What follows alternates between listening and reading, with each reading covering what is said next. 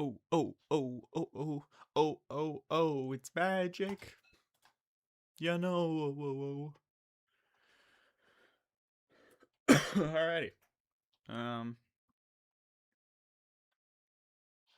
let's see if we're actually live on Twitch like we're supposed to be as well.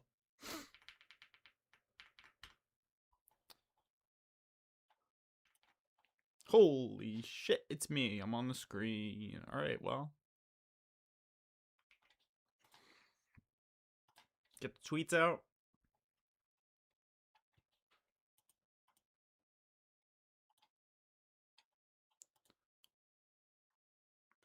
Twitch, shut up about my bitrate going down. It's at 6,000 kilobytes a second, or so fuck off. 6,000 is fine.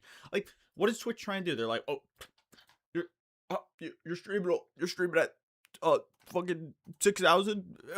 We can't handle that. Well, fucking start handling it. Am I right? All right. Well, okay. Trying to think here.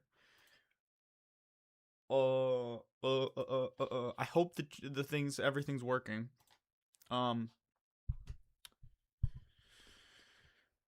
Today, I don't know if anyone's here yet or anything, but today I am gonna be actually playing a Japanese game on stream, and I'm just gonna be reading through it and stuff. But this is not a study with me stream, okay? We're not doing that, okay? This is me. The game is there in the background to click through text so that we have something going on while I just talk to you guys. It's not necessarily gonna be a like let's figure out let's learn Japanese together, you know. So just letting everyone know that.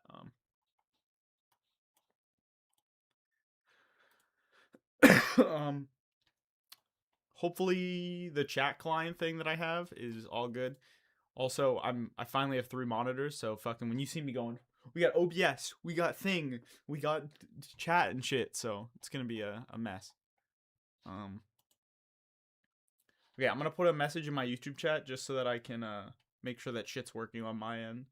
I'm gonna put a nice Tiger Love, which you also can get if you give me money monthly. Become channel member. Please, you don't have to. Okay, it's a joke. But if you want the emote, you can get it that way.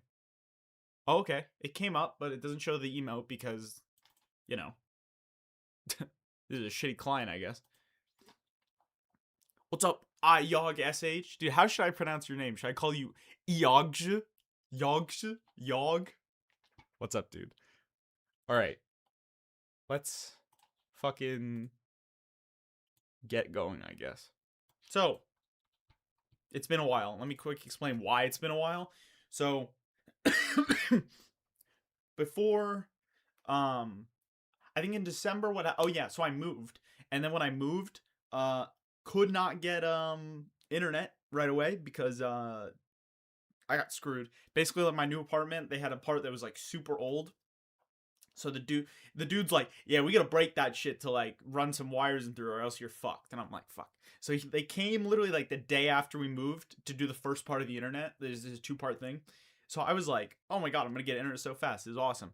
So, but because of that issue, he had to come back for the first part again later, like 2 minutes, like 2 weeks afterwards, which then moves back when the second one can happen. So I didn't have internet until December 26th. And I moved in November 22nd, I believe. And I didn't have internet till December 26th. So I was living off of mobile hotspots and the shitty pocket Wi-Fi I got for work that was just a scam. Not a scam, but they really extort you for money, it feels like. So that sucks. So I didn't have internet at all, basically. And so the sad part about that is like, oh, I can't stream or I can't do anything when you don't have internet, obviously. So I was just like, all right, well, shit. So now I finally got internet, and then I was busy the start of the month with people coming to visit, and then work and life and everything. So now I'm finally here, and gonna get back to streaming monthly. What's up, Torridge? I love you, dude. You're grinding. I've been seeing it. People come to visit. Shut up, doctor. No, it's not your fault. It's just that it contributes to the life, you know. So all that. So I had all that, and then now it's like, okay, I can finally stream.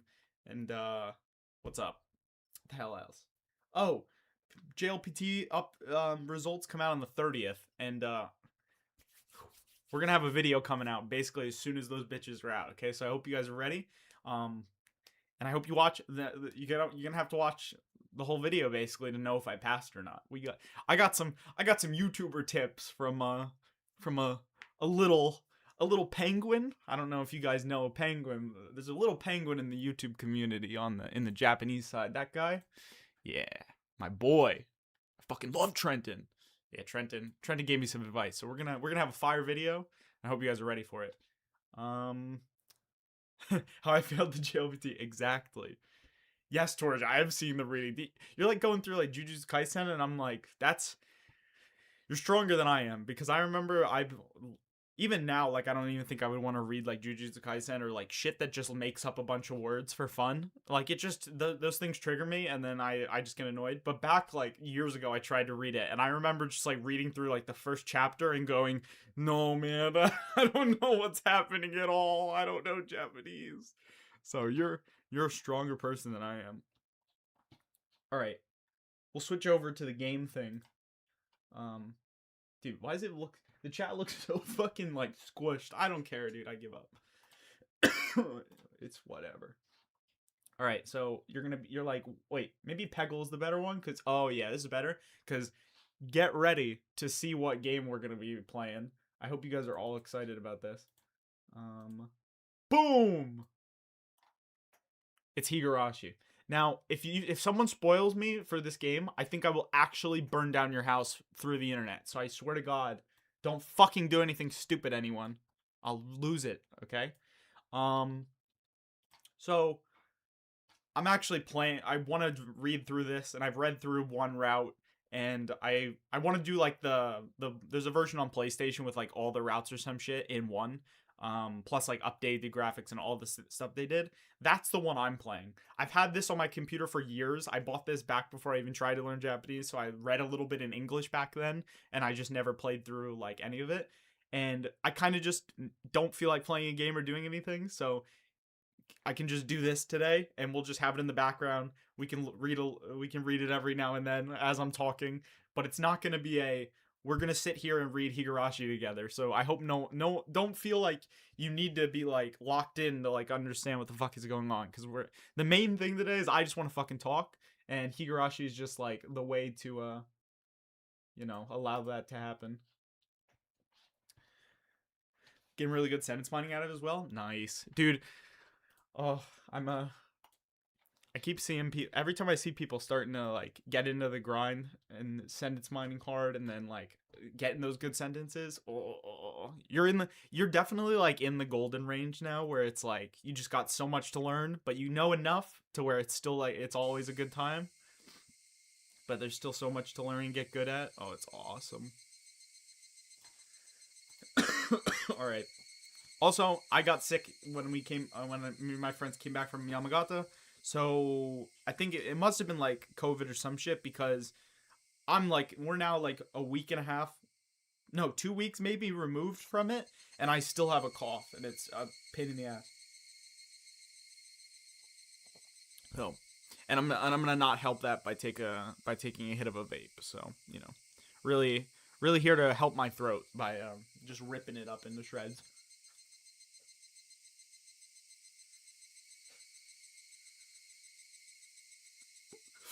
All right. One last final check. And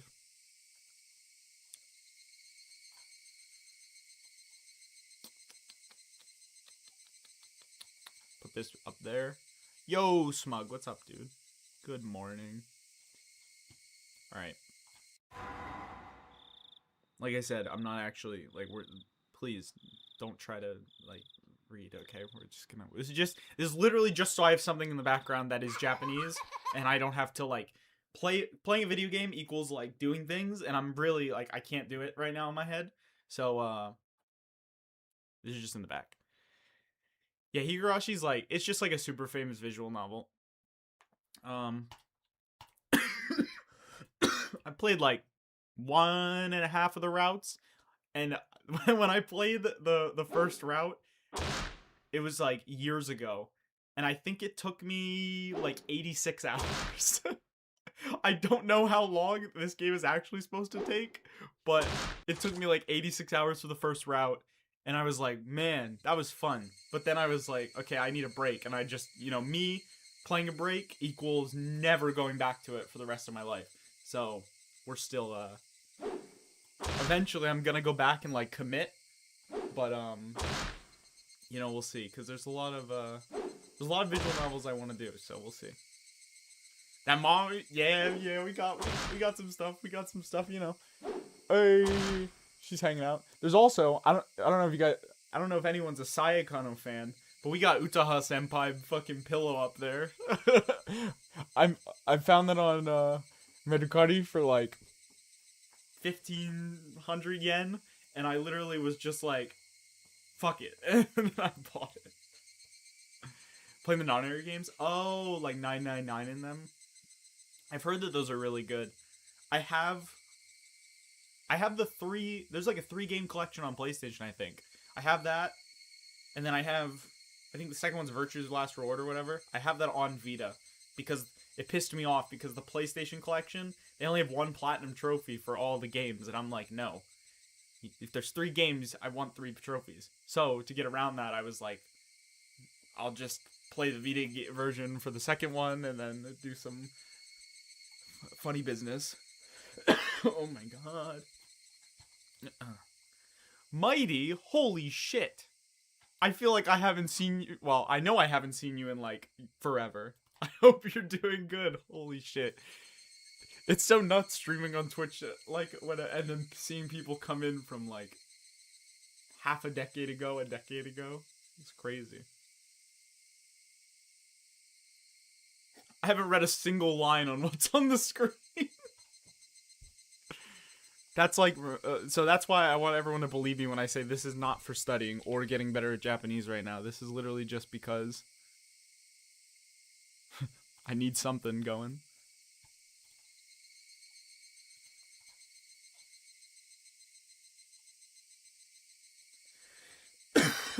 Alright, ow. Doing well enough was getting back into Japanese, but then stopped again. It's understandable. It happens. I wish I could stop sometimes. It's too ingrained in my head. I'm doing great. A little tired, but great. Oh my god, I went to see the Five Nights at Freddy's 2 movie last night. Look at this. They gave the sticker. Wow. Dude, he gave me it, and I was like, oh my god, thank you. And then I went, and I immediately sat down in my seat and ripped this shit open. And I was like, Bonnie! It was great. Because I loved the Five Nights at Freddy's games as a kid, this shit, like, the movies are great, because they're just, like, made for, like, losers who love the games. And so I had the greatest time. I don't know what's happening.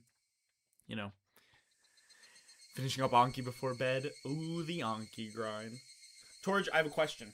With your sentence mining, are you on team make the biggest backlog in the history of the world? Or are you on team only mine like 10, 15, maybe at most 20 cards a day and then don't have a big backlog or anything? I need to know.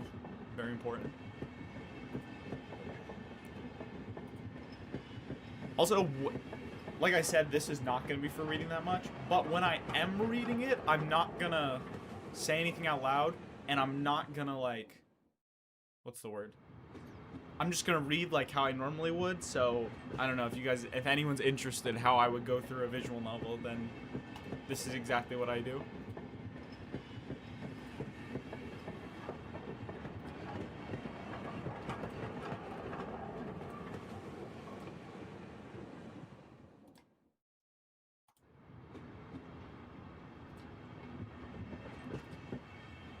I don't keep a reasonable friend, but I'm just all those at some point I have a big backlog. Okay. Don't go aggressive on sentence by only pull 5 news cards a day from the deck. It's like first yeah. Oh, okay. That makes sense. That's honestly, I might say a crazy take here. I don't know if it's crazy, but I feel like it is, like, I know now, like, the Kaishi deck or whatever. It's like 1,500 words. That's what everyone recommends for like starting and stuff, and that's fine, and like that's all good. But then it's like go immediately to sentence mining after that. I really think that having another pre-made deck, like I really do think like doing the Tango N5 through N3 and well N5 N4 and then jumping into sentence mining as doing the N3 was so beneficial to me. And I'm in the process of getting myself to make a Japanese learning guide video or videos, and I'm bouncing between how much I should recommend after doing like an initial like small deck just to get used to stuff. I feel like I want people to do some type of pre-made deck afterwards again. I feel like if you have 3,000, 4,000 vocab cards and you're immersing obviously the whole time, I think by that point you should be pretty comfortable in being able to sentence mine, because there should be enough. Like whatever you're reading or watching, you should have a good amount of sentences come up. But yeah, I don't know. Because I know people really, and even I agree, I really do like how much you get out of making your own cards and all of that. And I take it to a step further where I think people should, at least at the start, probably do more manual mining than like automatic mining that you can do. Not because like automatic mining sucks or anything, but just because I think if you're doing it yourself, you will get a bigger bond. So I don't know. I'm thinking through a lot of how I feel about stuff to make this video eventually, and I just don't know. Oh yeah, I have my pitch accent card on Cards Enjoyer. Yeah, I have it on my cards. I don't necessarily. I'm like you. I don't grade myself on it. It's there, but you know, it's there so that when the audio plays, I can look at the thing and make sure that like I can hear the drop or hear it go up or whatever, just so I don't like lie to myself. But it's not super important to me, honestly. Yo, what's up, Duke? What's your thoughts on the whole debate that you shouldn't read until you understand spoken well? It depends on what you want. If you're honestly, personally, I'm not hyper autistic about my accent like some people are. I don't care. And I think you can get an pretty decent accent with, like, caring just enough, but not too much. But that will hurt a lot of people's feelings, so so, I think just read whenever you want to read and just, like, listen when you want to listen. If you're that scared about your accent or whatever, then yeah, don't read until, like, you're good. But, like, I personally, I still think that learning Japanese and everything, I still want to prioritize fun. So for me, if I had to restart, I'd still read just as early as I read and just as much as I read, because that was fun for me and what I wanted to do. So I think it really, like, yeah, if you want the perfect fucking accent or you want to, like, that's something you really care about, then yeah, it's probably not a bad idea to wait on reading. But you can make so many games from reading that it's when you touch it, like when you get a lick of reading, shit, it's hard to go back sometimes, because like it's so easy to mine and just get better from it, so it can get addicting. Ow. Kind of hyper-distant about my accent. It feels weird because my English accent is as good as it is. Yeah, your English accent is really good. So yeah, I can completely understand that. I think with my Japanese, it's good enough to where... Fuck, I'm so sorry for all the coughing. I'm at a point where I'm good enough to where I don't sound like nails on a chalkboard to people. As long as people can, like, talk to me and they don't feel tired or like annoyed by the sounds they're hearing out of my mouth, I'm good enough for that.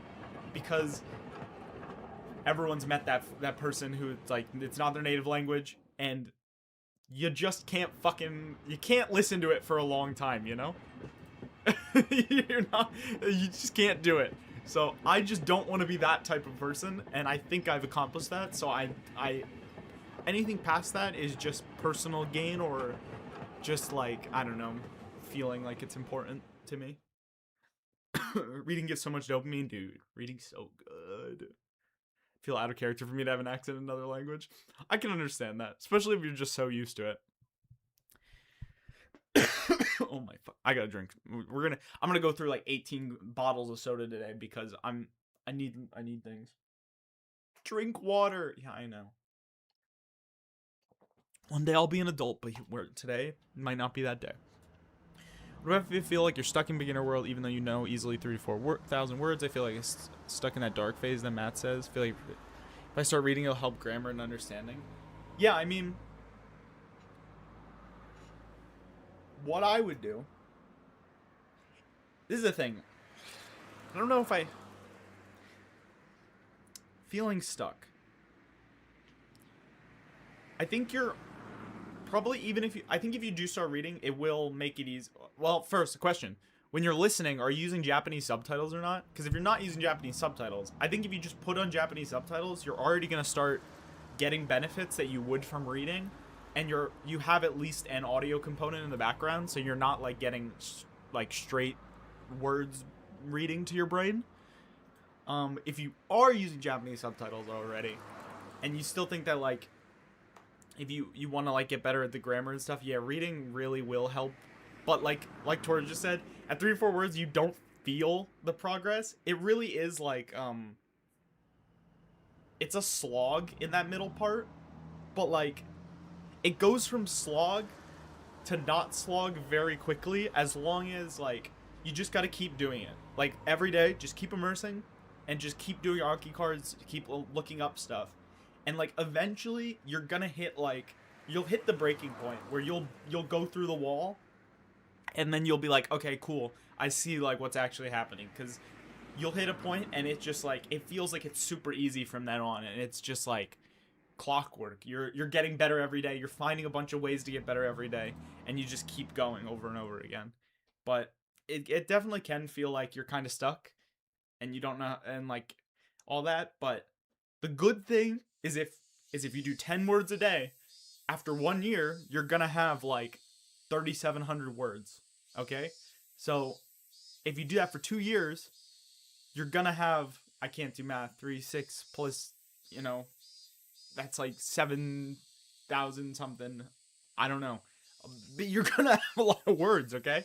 So there you go, 7,400. See, quick maths.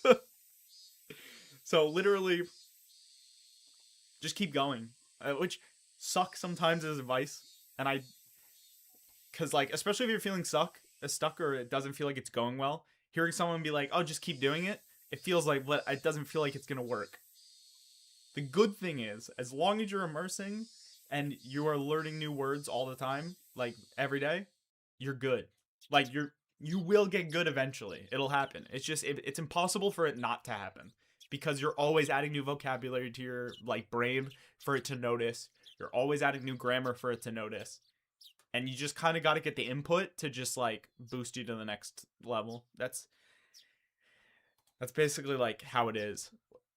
As much as it can be annoying to hear sometimes, like just immerse really does fix it. So if you are like worried or you feel like things aren't going well, as long as you're doing the core principles right of immersing and mining or making flashcards or whatever, or even just looking up things as you do stuff, you'll be fine. So I wouldn't worry about it too much. Just keep pushing forward. Subs not all the time. Okay, yeah, I'd recommend just turning on subs more, using them more if you can. That might also just help, because I feel like I learned a lot of reading, like understanding more stuff, like being able to read faster because of subtitles. And also like I actually learned a good amount of kanji just from seeing it on subtitles and then hearing it being said right afterwards. I thought soda was supposed to dehydrate you. Probably. I think a lot of my old college days learn just polite Japanese, and casual feels so new to me. That's understandable. Luckily, once you get used to casual, the patterns to move it to formal and like understand, you kind of just like by vibes, your brain just figures it all out and puts it together. It's so nice. Do 15 a day, 10k from 6k deck, and 5 from 7 spine. That's pretty good. Yeah, I think 15 for me, I probably did for a little bit, but there was definitely times, and I might have even done 20 a day at certain points, with trying to get through the pre-made decks. And man, that fucked up my reviews, so I couldn't do it for long. Now I'm just a strict 10 a day at most, if I make 10. I learned 3 new words yesterday, because I haven't immersed at all for the last 2 days. Like, I've just fucking... Hell no, I haven't done shit.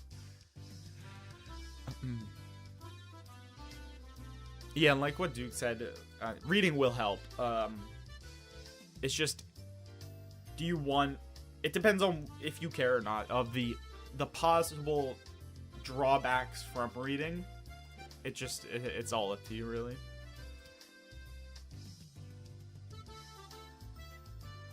Maybe reason I lost run on listen because I've always used JP subs. Yeah, dude. It's I don't know how to...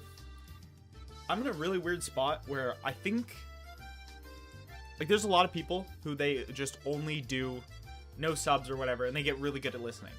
I still think, I don't think my listening is actually really that great at all, to be honest.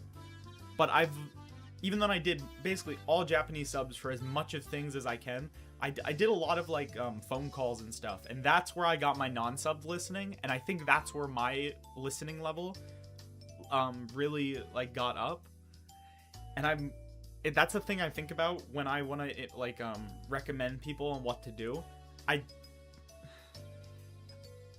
want to believe, like, yes, Japanese subtitles I think are more reading than listening, but they do have the listening component there. But I don't know if I can truly recommend people to do it all the time if they want to get better at listening, because obviously raw is the best. But, like, I was fine. But I was also fine because of outside circumstances, I think. And I'm wrestling with the correct way that I think I want to tell people to go about certain things like that. It's very noticeable. I started reading a ton of manga now. Dude, this is why I love manga, because once you start getting into manga, you realize just, like, it's so obvious, but, like, manga literally is just the anime, but on pages. So it's like, if you're, like, keeping up with anime and anime subtitles, like, the identical thing is just gonna be in the manga. So that's why I loved when I did Promise Neverland, how I read the manga and then watched the anime. I think more beginners should do that. They need to pick whichever one they're more confident in. If it's reading, go to reading. If it's listening, go to listening. Honestly, I think you should do reading first. Read the manga, and then mine however many words, mine as you go. Then go watch the anime, and all those words you mined are going to be in the anime, and you just don't look up a single thing. You just watch the show, and the amount of shit that'll just be there because it's identical is just, it's nuts. It's so easy to hack, like, your understanding and just get so much better. Read the manga and then immediately watch the anime within a couple days of reading a couple volumes, and you'll just be like, holy shit, this is, like, the easiest shit ever. I loved when I did that. 15 sentence cards a day would be long, especially if you want to, like, read the sentence actually, and, you know. Most gaming videos don't have them. Yeah, I'm trying to start watching VTubers again, just to, like, A, to have something to have fun with, and B, to kind of get my live streamer, like, really off-the-cuff Japanese, like, where they're talking about random shit, and, like, emotions are different all the time. Trying to get better at that, so I really want to start doing that.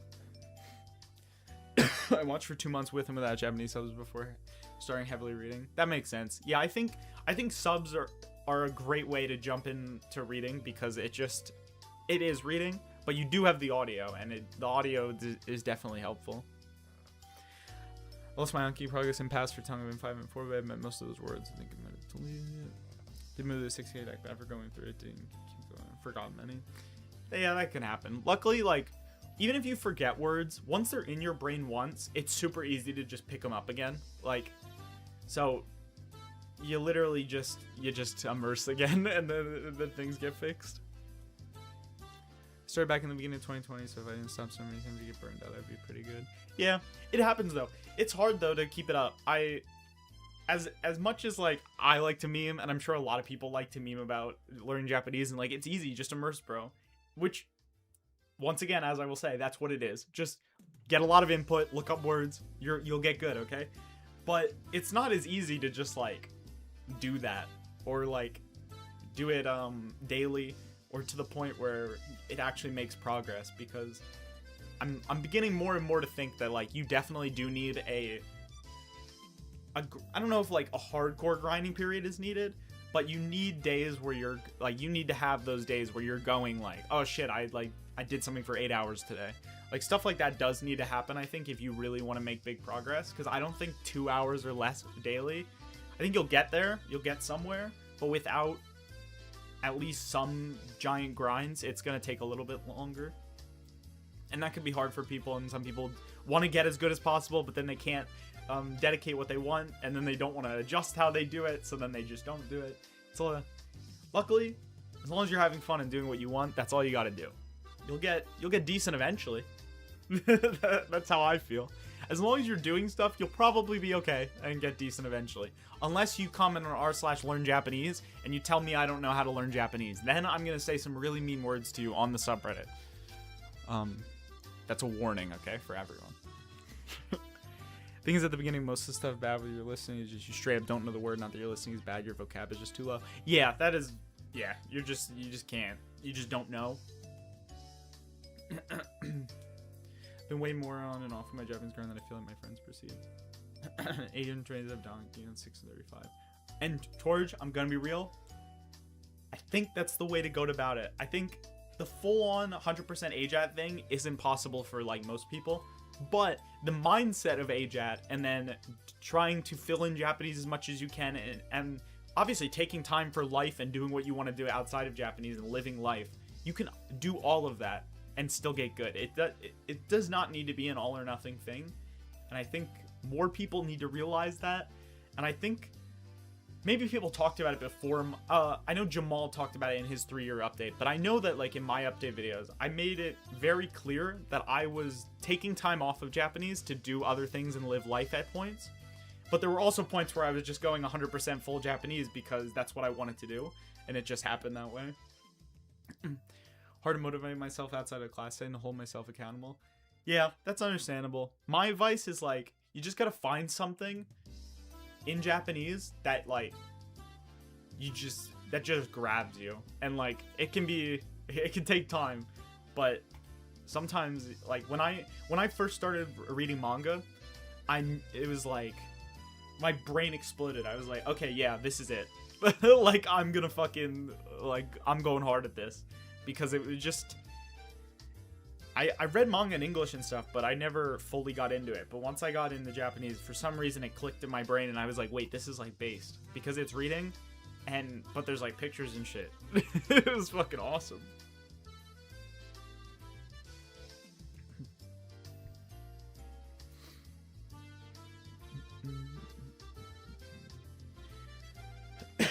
May have started in 2020, but I really had a background like back in 2008, whatever. I was in college, took some Japanese classes. 2020 is when you started immersion, watch his skill go up. It is crazy though when you go from no immersion to like you start immersing and like you're like, wait a minute, it's working. Wait, why is it working? That's what that was. I remember like I still now remember like the first night where I watched the Matt's video again, the Wanikani video, and then I was like, all right, we're doing this. And I just remember watching like the first episode of New Game, and because I did do some Japanese stuff beforehand, I did hear words I knew, and I could pick out some stuff in the subtitles. But like, once I like hit a month and I like put up my first video, like just in that month, seeing how much different my like understanding of Japanese and like being able to pick out words and was like so mind blowing.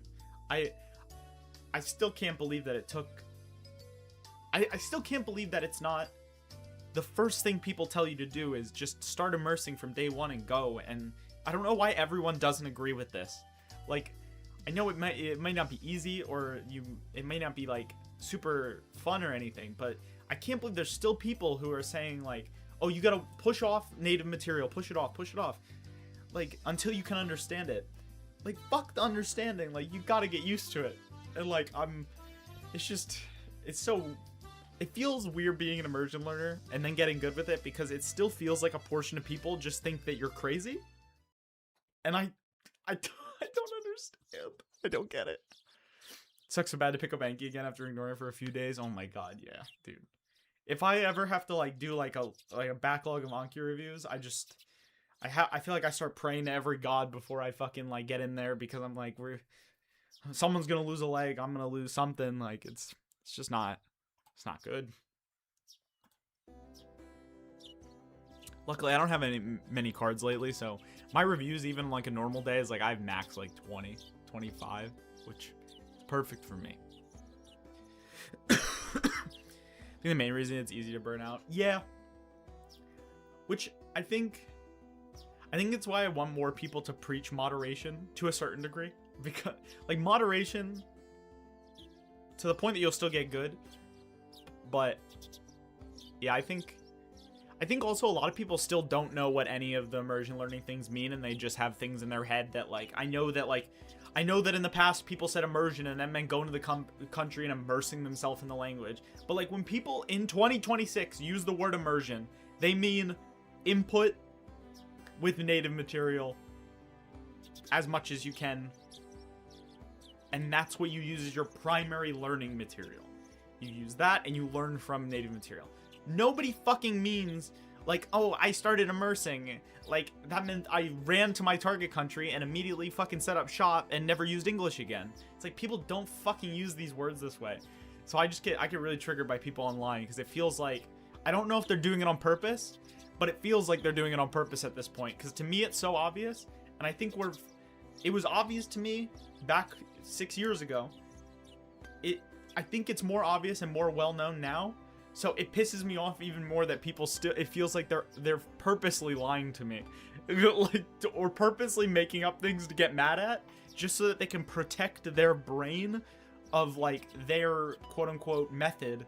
Because for some reason the only people who I think should have a fucking, like, die-hard love for their method is immersion learners. Because it fucking works so well. And you know it works so well. And it's so personal. But then you get people on Reddit and online who it's like, they are so attached to their method, and it doesn't even give them the fucking results that they want. So I don't know why they're so attached. And it breaks my brain a little bit. I'm not gonna lie. Start letting ramp it up more. Yeah, exactly. And that's why, like, the stuff you watch in the beginning, like, do shit you know in English. Like, make it easy. Like, I know there's a bunch of, like, these comprehensible input channels on YouTube and stuff. I don't know if they're good. I wouldn't use them. I would still go to native content. But there's so much native content. Like, if you learn Japanese, you must have a fucking reason. Why? Do you like anime? Okay, watch anime. Watch your favorite anime in Japanese with Japanese subtitles. Who fucking cares if you don't understand a single word that they say? It's your favorite anime. If you do that, as you're looking up words and learning words, like, from the pre-made decks, you're probably gonna understand some stuff by the end of it. It's just, like, common sense at this point. And I just want people always, like, get scared about what to go into immerse, and this is one thing I'm gonna make a big point about in my how to learn Japanese video or videos, is just pick the fucking easiest path, because there's a really easy path. If you've seen anything in English or your native language, fucking boom, do it again. Like, that's it. I immersed from day one, but that's not really what I was mostly focused on. I'm grinding Anki. Still focusing myself to watch at least something every day, despite me understanding maybe 4 words in the whole video. Yeah, because, like, it's hard to, this is, like, the thing that, like, obviously if you learn 5,000 words in Anki and then you start learning native material, you'll probably have an easier time than someone who started immersing from day one. But your brain still needs to get used to it. Like, it's still new, it's still stressful, it still doesn't have all the connections. So it's like, you might as well start at day one and get the connections started as fast as possible, because eventually the connections have to happen. Like, they're gonna happen when you talk to a Japanese person, they're gonna happen when you read example sentences in your textbook, they're gonna happen if you have a class and the teacher is speaking Japanese to you. The brain connections start happening. So why the fuck would you want to, like, wait? Do it from day one with the shit that you find fun, and it'll get connected faster. Like, it feels obvious, and this is the problem of being too far into it, is I don't know why it's not obvious anymore. because at this point, it's obviously very obvious to me. It's obvious to most people in this chat, I assume. I don't know why it's not to the wider person, and I don't know how to convey it, because I feel like if you explain it in all the words I just said, it feels very simple to me. But I could say that to someone on the internet, and they'll just go like, no. And I'm just like, I don't know what the fuck you want me to do, dude. Like, I don't know what you want me to do. I'm also psycho because I handwrite all the new cards I pull, like 6 notes completely full of Japanese. You're stronger than me, once again. Japanese handwriting is cool. I'm starting I haven't talked about it too much. I'll go over it, I assume, in a video eventually. But I started learning how to write this year, and I'm just doing 1 kanji a day. My plan is 1 kanji a day, and then when I feel a little comfortable, I'll move it to 2, and then maybe 3, and then maybe back to 2, and then maybe back to 1. I'm never going above that because I don't really care about learning to write.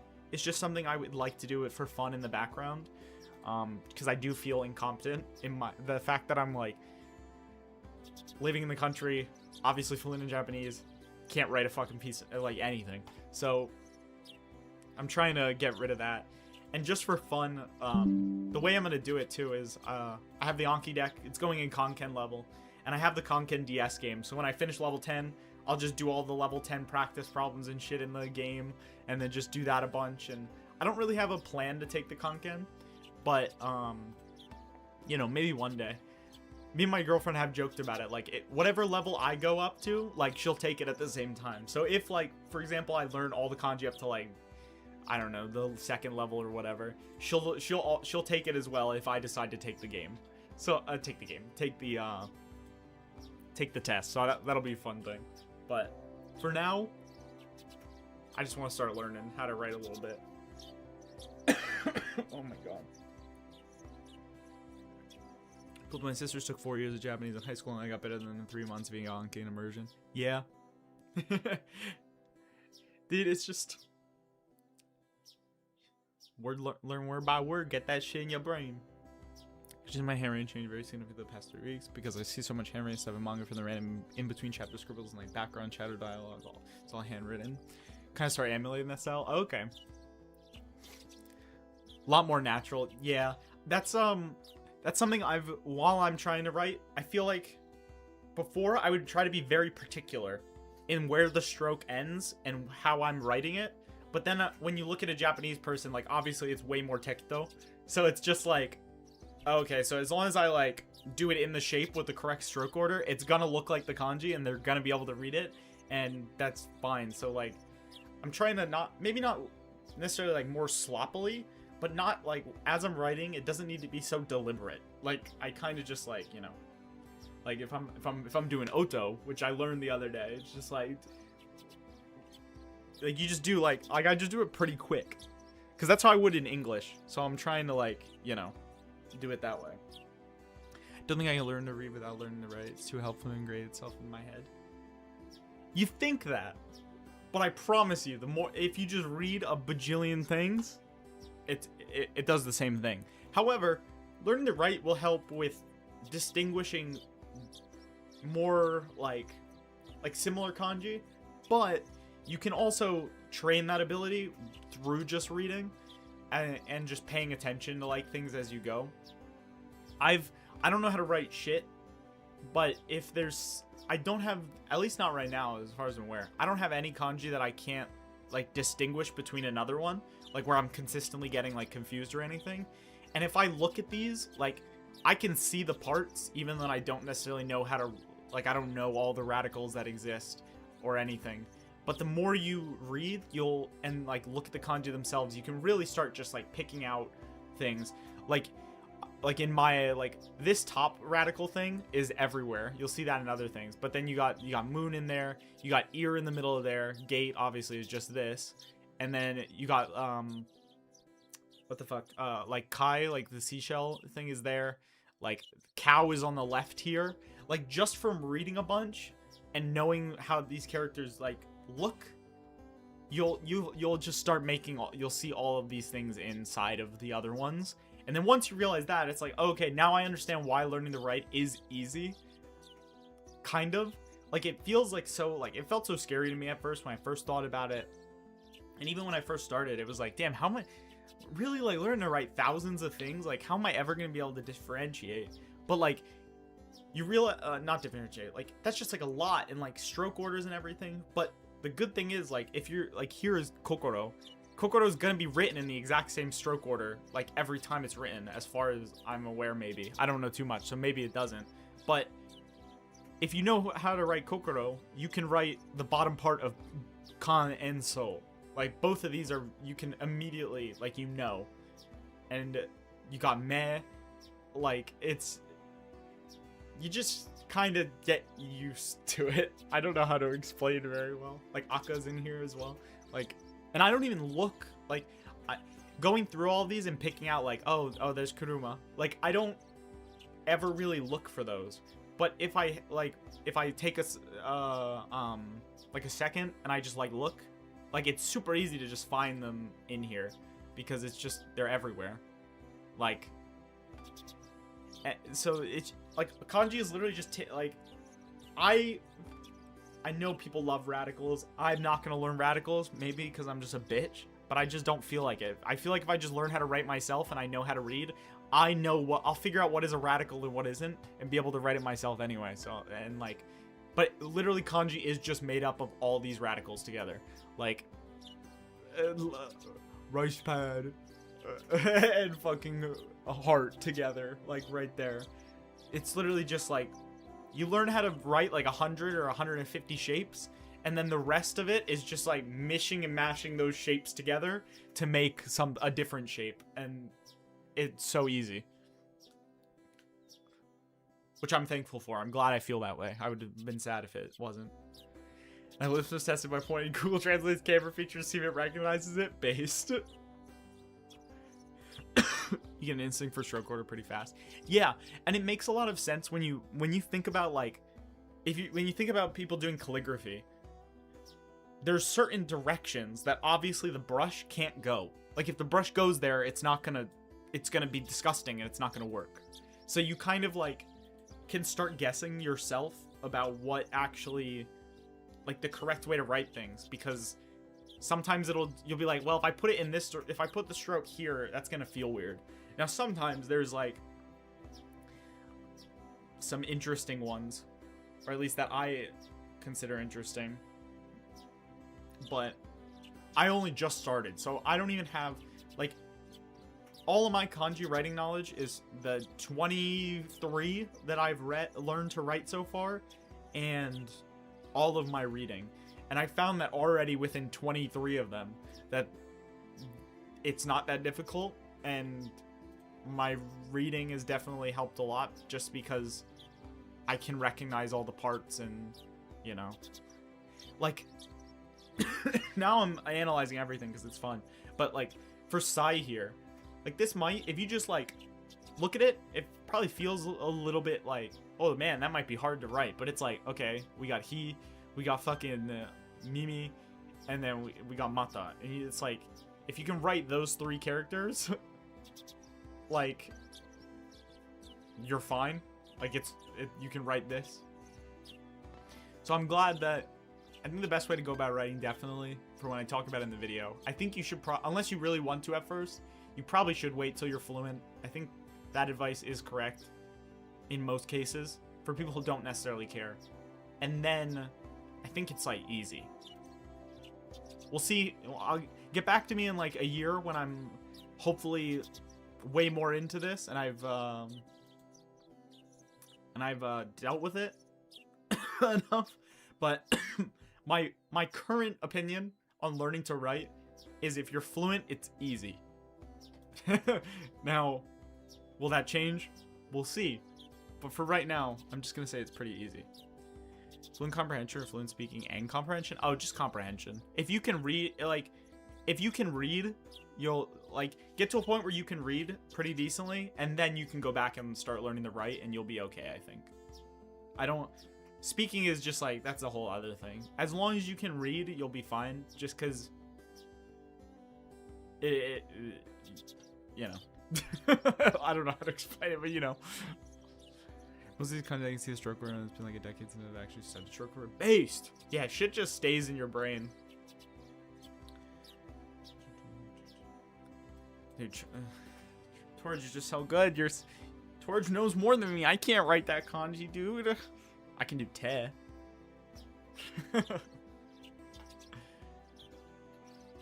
Yeah, I think if, like, I know, because we used to, RTK used to be all the rage and stuff and all the kanji stuff, but I think if you want to go into, like, I think it would help if maybe if you look into radicals and stuff at the beginning just to get used to kanji, but if you're wanting to learn how to write later and you don't really care at first, then yeah, just get good at reading, and then when you go back to learn how to write, I don't think it'll be that hard. Like, I feel no resistance. Like, I'm only doing one a day, obviously, so, like, that's easy as fuck. But it doesn't feel, no matter how, and I haven't gotten to anything super complex, obviously, but no matter how complex something may seem, it's just, like, after writing it once or twice, it's really easy. The only difficult part I'm having is sometimes, like, forgetting one stroke. Like, I can write the whole thing, but, like, I can't remember, like, oh, do I put the line to the right first, or do I go down first? And I can't remember which, like, line is first. And that's, like, the biggest issue I'm having so far. Yeah, it was great seeing you again too, Mighty. Hope you have a good rest of your day, night. Probably night. Thanks for stopping by. I appreciate it.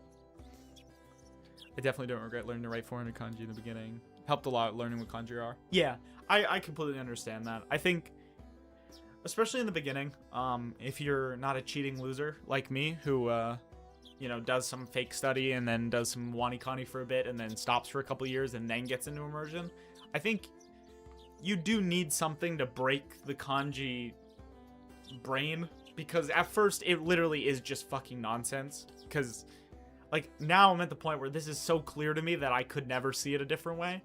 But at first it's just a bunch of bullshit. You're just like, there's just like shapes and lines, and you can't, like, I'm here picking out like different parts of it, but like you can't pick out anything at the beginning. It's just like, it's just a blob, and it's a blurry blob. It's not good. So I think if you want to learn to write at the beginning, like a good amount, or like 400 might even be a lot. You might even only have to do like 100. The most basic. Like, learn what all the basic radicals are, and maybe go through like 100 kanji. And then that probably, you won't be perfect, obviously, but you'll be in a way better spot. And I feel like getting into reading, and it'll break the initial kanji barrier pretty quickly. I say this, I didn't do it, so I always feel, I don't know, bad is the right word. I feel a little hesitant to give advice on things that I didn't necessarily do. So, you know, a lot of what there's things I'm retrospectively looking at and like, okay, maybe this is probably a good thing to do, or maybe this isn't. So I hope everyone takes that with a grain of salt. Most things I'm saying to do, I didn't do. Okay, I did something different, but, you know, what are you gonna do?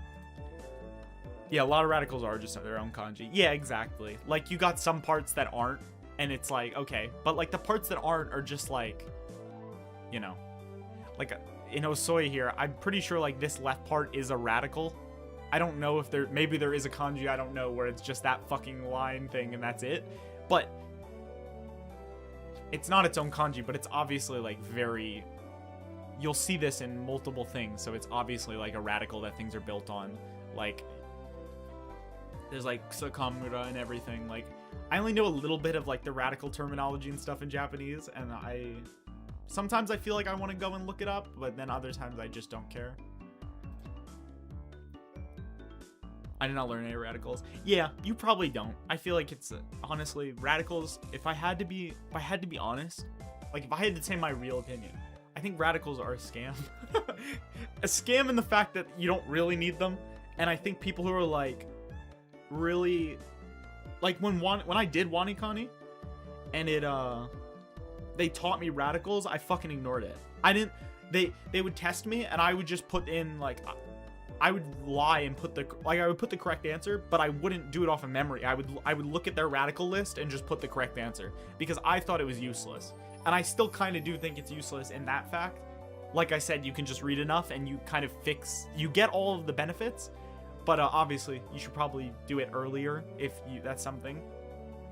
But yeah, I do think radicals are probably a little bit of a scam.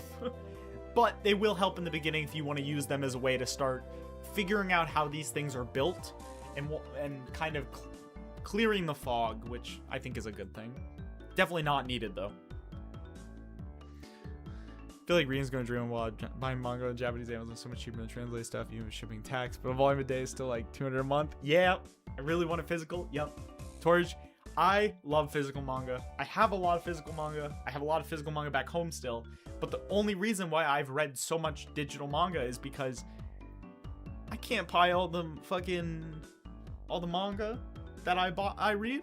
Like, I've read, okay, here we go. Well, look, I've read 1,150 volumes of manga, okay?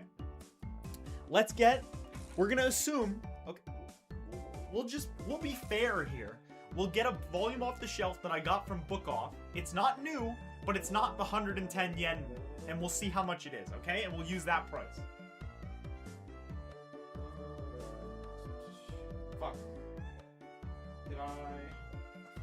Here? Hold on. It's out in the living room. I'll be back. 1 second.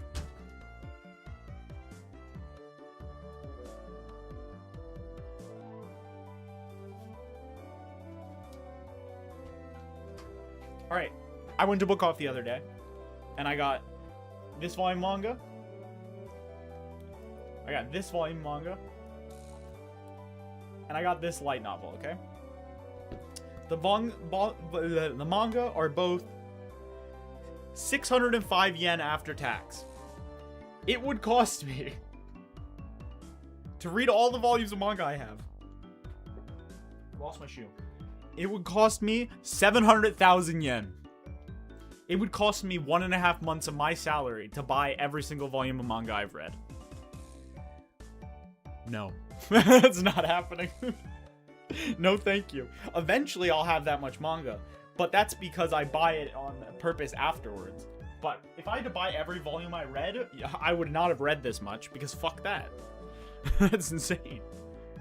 Just move to Japan and get dirt cheap views manga. That's way easier. Exactly. Tori's just moved to Japan.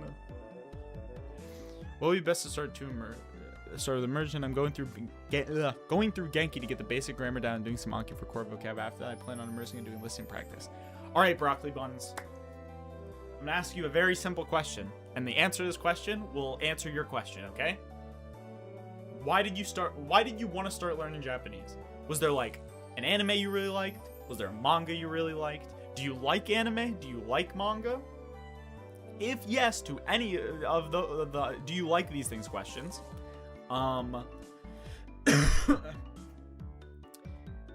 take that answer, find the thing that you really liked. If you say you like anime a lot or you like manga, find your favorite anime. All of it, fucking perfect. Okay, pick your favorite anime. Pick an anime you could watch again and you wouldn't care about watching it again. Start immersing in that. Do everything. Honestly, until like you really feel like you can get sentence mining and like really start like understanding more things, for the first couple months, even the first year, hell, I don't fucking care. Do it on your schedule, how you feel. Just watch shit and read shit you've already watched and read, because it will make your life 10 times easier. Even though Attack on Titan and stuff is difficult Japanese, if you've watched Attack on Titan in English, you will learn probably a good amount of Attack on Titan in Japanese, just because you have all the background knowledge already. You know what they're saying. You just don't know what the Japanese is saying. So it lets you focus more on like listening and hearing the Japanese, letting your brain work at the Japanese, and then you pick up the low-hanging fruit here and there. You're like, ooh, that's a nice word. Oh, that's an I+1 sentence. Ooh, new word. Ooh, new word. You keep doing that, but you already understand the story. You don't have to focus on doing like when I pick up this, when I do it at this point, when I pick up this light novel, I've never read this light novel. I don't know a single thing about this light novel. but I'm going to read it in Japanese and understand it completely in Japanese. It takes a bit to get to that point where new content, you can easily do it in Japanese and you don't feel like you're missing things. So if you're someone who values story or like you want to get like a good experience out of like the story of something, I would wait until you're in a better spot. So the start, just fucking do shit you've done already. Find things you can repeat and you can and have fun with learning the new words, seeing new things that come up, and then you'll be fine. If you can make that the fun part and not necessarily care about the emerging content's story or anything, you'll be fine. So just do that. And if that's not fun, then just keep going. Find something that's fun. You'll find something that even though you don't understand a lot, is at least like interesting enough that you want to keep watching it or you want to keep reading it. There's something out there for everyone, and if you can't find it right away, just keep looking. You'll find something. I promise you. And then just keep doing that forever, basically. Oh, damn, no degree. Yeah. The good thing, Torj, I think, now, I don't know, they're trying to do visa changes and stuff. I know that the experience thing is like 10 years, but if you can get a couple years of experience and find a Japanese company that will hire you with less than 10 years of experience, I'm pretty sure that as long as the company, like, I don't know if that's a real immigration requirement. People say it is. I don't know if it's that or if that's like a company probably will not take the chance on you unless that. So they kind of like mesh together. So people just assume it's like 100% a strict rule. So I think 10 years experience is fake. Okay, yeah, that's what I thought. So yeah, just get a couple years and you'll be good. Gone through a couple different grammar guides, and the more textbooky is, the worse it is. I just like Genki. Yeah, I couldn't learn it. I did not have fun with Genki at all. Dolly's grammar stuff did so much damage. Dolly, I liked her videos. I didn't use them too much, but they definitely, I could see why a lot of people like them and used them heavily. It is very unique and different. Yeah, and like other than like just finding shit that you have fun and like getting started in immersion, just never forget that as long as you're better than you were yesterday and you learned a word today or you read a sentence that you understood, like that's all you want. Just keep going and keep getting a little bit better, because eventually you'll be a lot better, okay? The little turns into a lot very quickly, which is awesome. I've read a total of 4 sentences in this entire visual novel that I've had in the background here. I don't know if you guys are reading. If you are, congrats. You're gonna get like not too far in, but we got things going.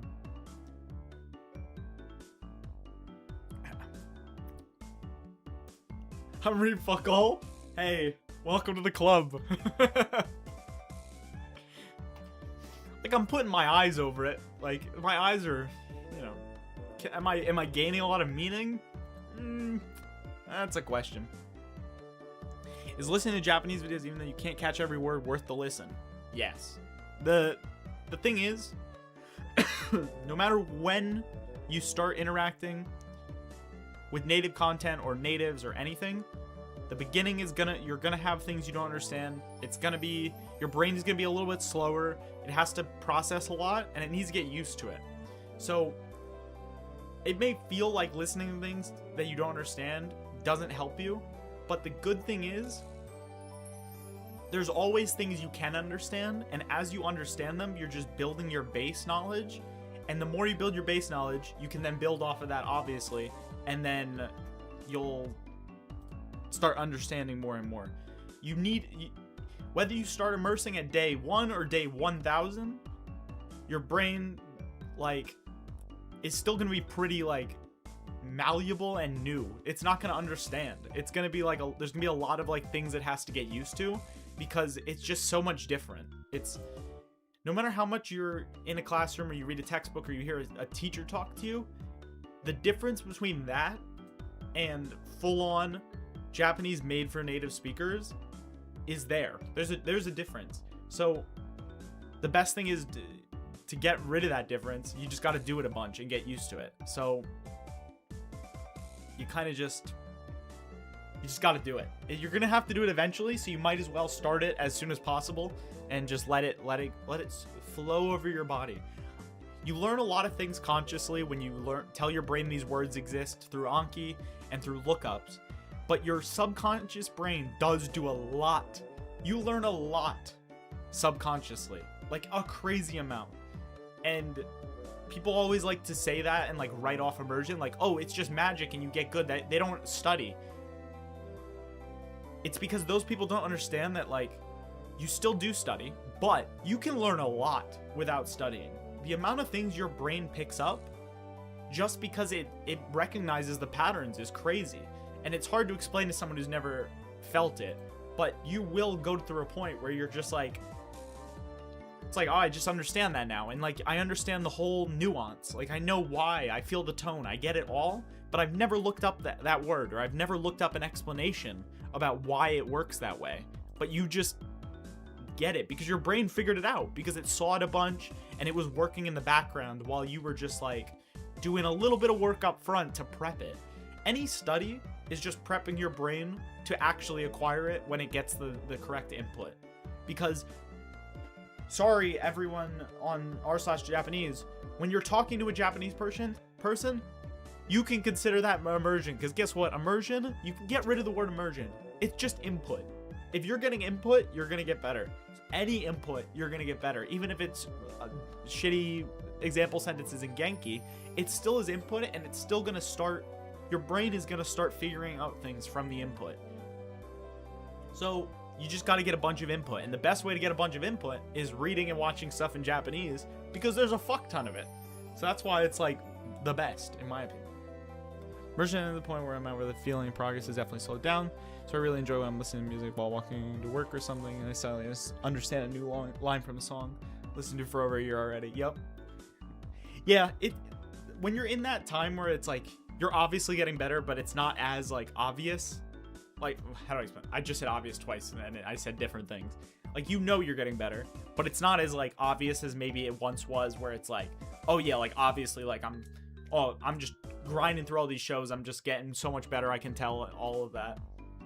It can definitely be hard when you're like steadily going, and that's why, like, even now I tried my best to focus on caring more about the process. Like, even though the content, I can gain whatever I want and have a religious experience from my Japanese media, I guess, at like the same level a Japanese person would, probably, depending on the media, I guess.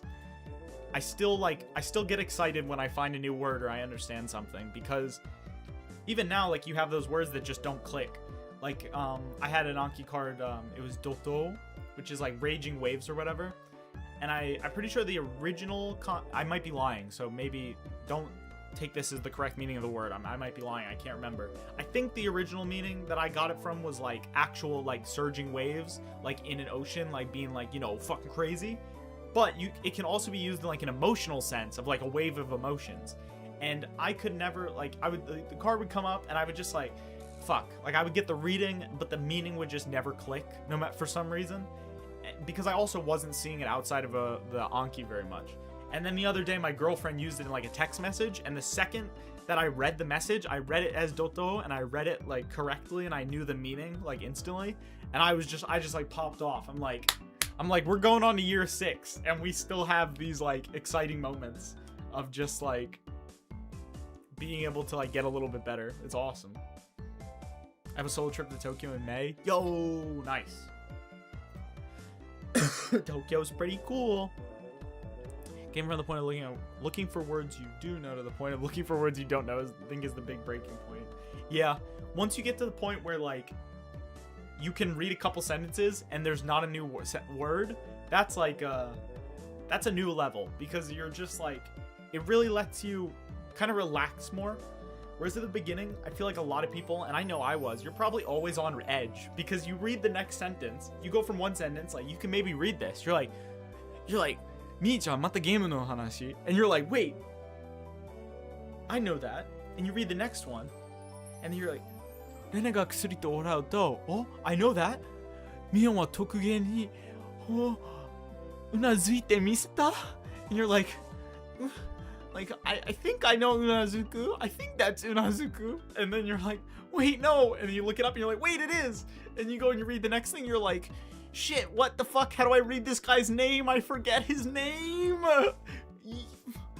What?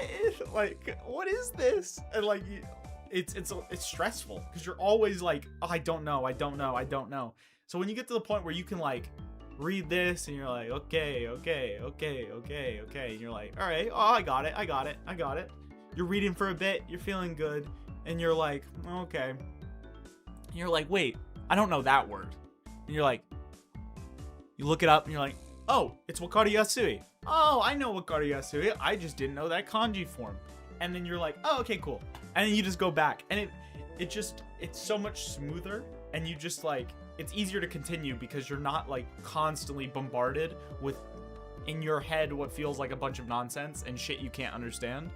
So it's so nice when you get to that point because you're just like, you've made it over the hump, and you know now that if you just continue going, like right there, like if for example, if Wakaru Yasui was the only one you didn't know, seeing one word you don't know, you already know now that as long as you make an Anki card and keep immersing, you'll probably know that word pretty soon.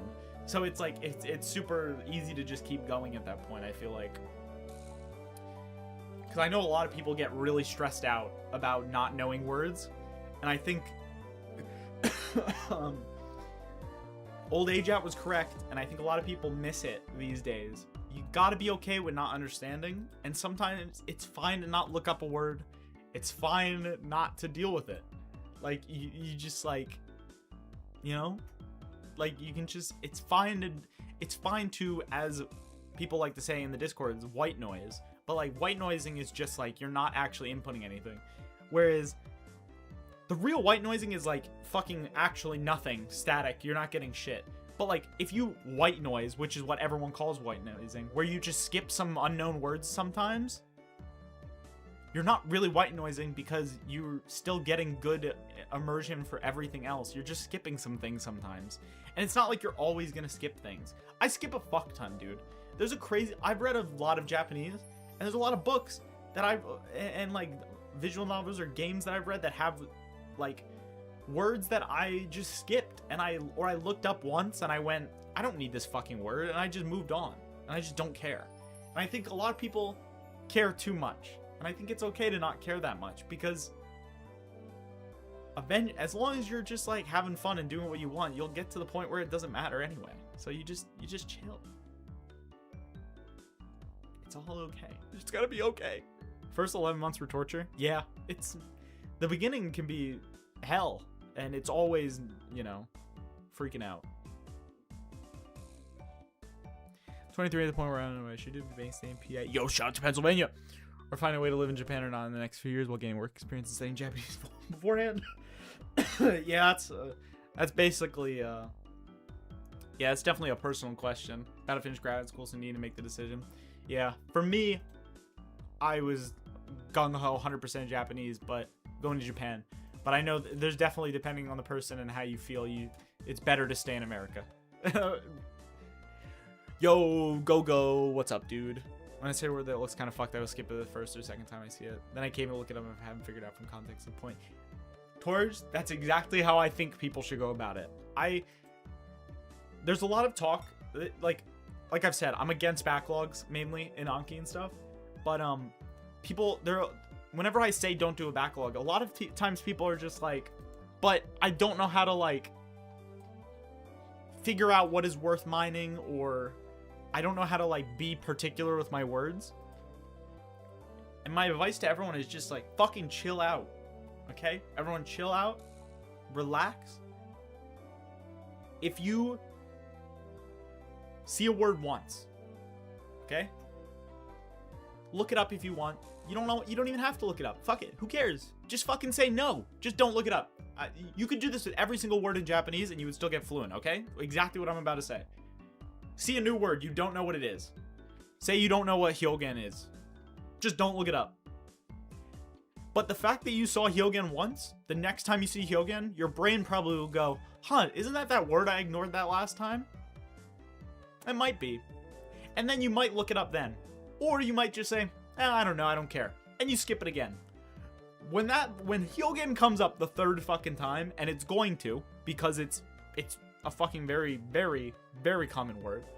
your brain is gonna have 80,000 sirens going off. Like, dude, that's the word. You skipped that. You've seen this like 80 times now. And then if you look it up, you're basically, you can make an Anki card, but probably without the Anki card at that point, your brain is gonna look it up. You're gonna read Hyogen. You're gonna read it. You'll read the example sentence and you'll go, okay, makes sense. And then you're good to go forever. You could do that with every single fucking word in Japanese. Like, people need to just like relax about Anki and like mining every word, unless they want to. It's obviously up to you. But if it's causing you stress or stuff, people need to chill the fuck out, because it will come up. And guess what? Little piece of advice. If you skip Hyogen and for the rest of your life you do not see the word Hyogen, maybe you didn't need it, okay? Maybe it wasn't important. Maybe it was important to the autism goal of every single Japanese word it needs to be in my brain. If you have that goal, maybe it like applies to those people. But if a normal human does not see that word again, you don't need to fucking do it. Like, it doesn't matter. It doesn't matter. That's why it's like, just, you can skip things because it'll come up again. And if it doesn't, maybe it didn't fucking, maybe you don't need it, okay? It's okay to not need words. There's a lot of Japanese I don't know that probably other people do know, because they immerse in completely different things than I do. But like, I don't give a fuck about all those words. And like, I'm not gonna go out of my way to like read about quantum physics just to collect more words. I do not care. I want to have fun, and I'll learn from what I have fun with. But I think a lot of people end up turning even in the emergent learning community, turn Japanese from a thing of having fun, like immersion is supposed to be, and they turn it into the classroom thing that they so vehemently hate. Like, guys, you don't have to be that fucking, like, crazy about it. Have fun. Please, just have fun. You're making it into a classroom, and it doesn't need to be. I'm gonna cry. Yo, let's go. Proceed to miss 20 days in a row. Hey, it happens. I don't read enough to recognize the word I skipped. Gotta lock the fucking server, but I don't even like to in English. Just, manga is really good because it's easy to get in. It's super digestible. And then, mentioned it earlier, just a bunch of anime with Japanese subtitles. It will train your reading muscles, and it'll do the same thing. But manga is really good. Usually make 15 cards a day, but delete like 2 to 6 of them when I actually try to learn the card. But I don't understand what the word means, even looking at the definition in context, I delete the card. Yep, exactly.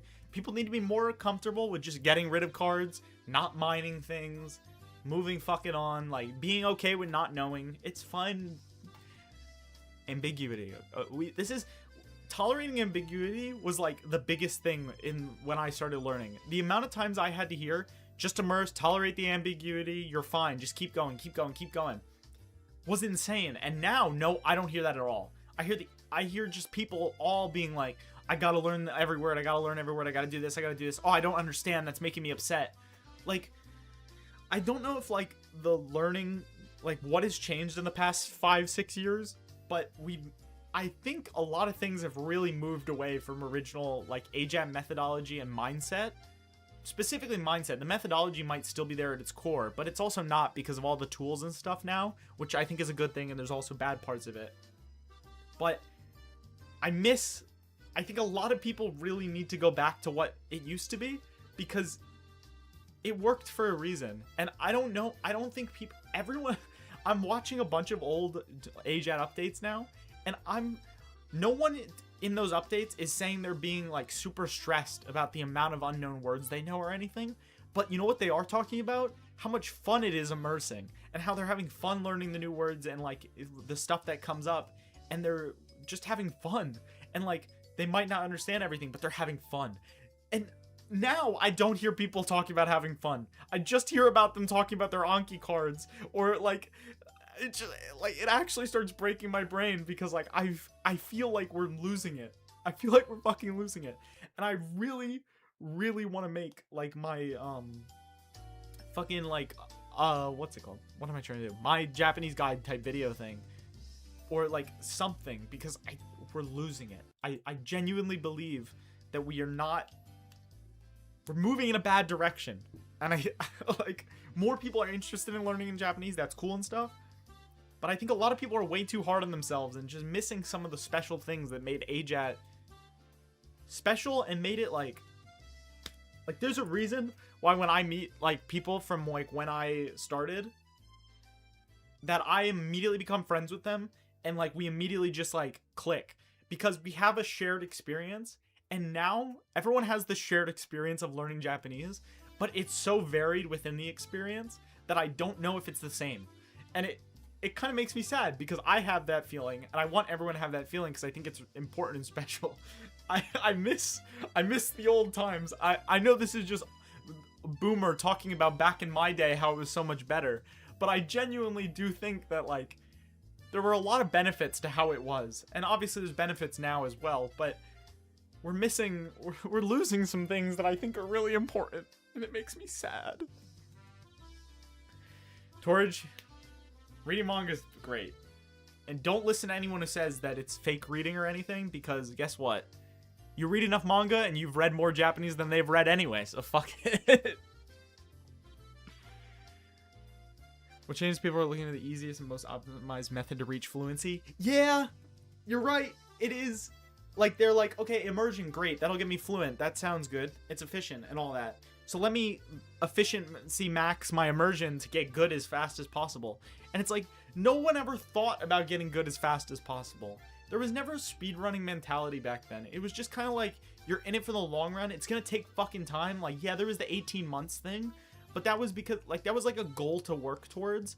It wasn't necessarily like, as a thing that where people like you need to slam yourself 100% forever and like just like die, like it's just it's like, you know, I don't know, man. I don't even know if the way I'm conveying my thoughts is correct, and I don't know how to convey it correctly, but I do have a lot of feelings on the current landscape of the immersion learning community and stuff. Just from what I've seen, and I don't even want to say that like I know more just because I've been learning longer or that because of where my Japanese is at, but I do because it helped me so much. I feel very strongly about these methods, and it just feels like some important things are gone, and people I've talked to seem to agree. I've talked to some people about certain parts, and just seeing like tweets from certain people or hearing their thoughts about other parts, like maybe not talking directly, I feel like I'm in step with a lot of people from my era, and so I'm happy about that.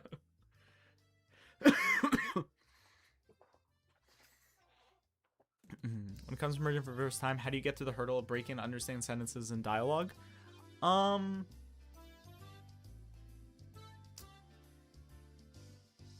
don't think I ever tried to do anything specific, honestly. You kind of just you want to pick out words that you know, and then just like see what's in between it. I found this when I was trying to explain like English to my girlfriend. When you know a language, it's really easy to break it up into parts. When you don't, it's not. So I understand that, but you gotta find the things you know and use that to break it up. If you do want to go that way and like look into a sentence more, like say you don't know soremade, but you know oretachi. You break that up. You know what the no particle does. You don't know sento, but you know it's oretachi no our something.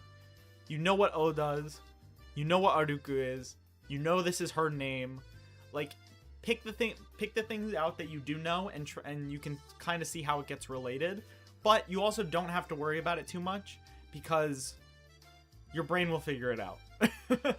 Look up some grammar explanations. Understand that like what the te form is, what the tai, like if I see something tai, that means they want to do something, you know, whatever. So it's just like you gotta just kind of prep your brain that these things exist and let it figure it out in the background, because it will. It'll do it.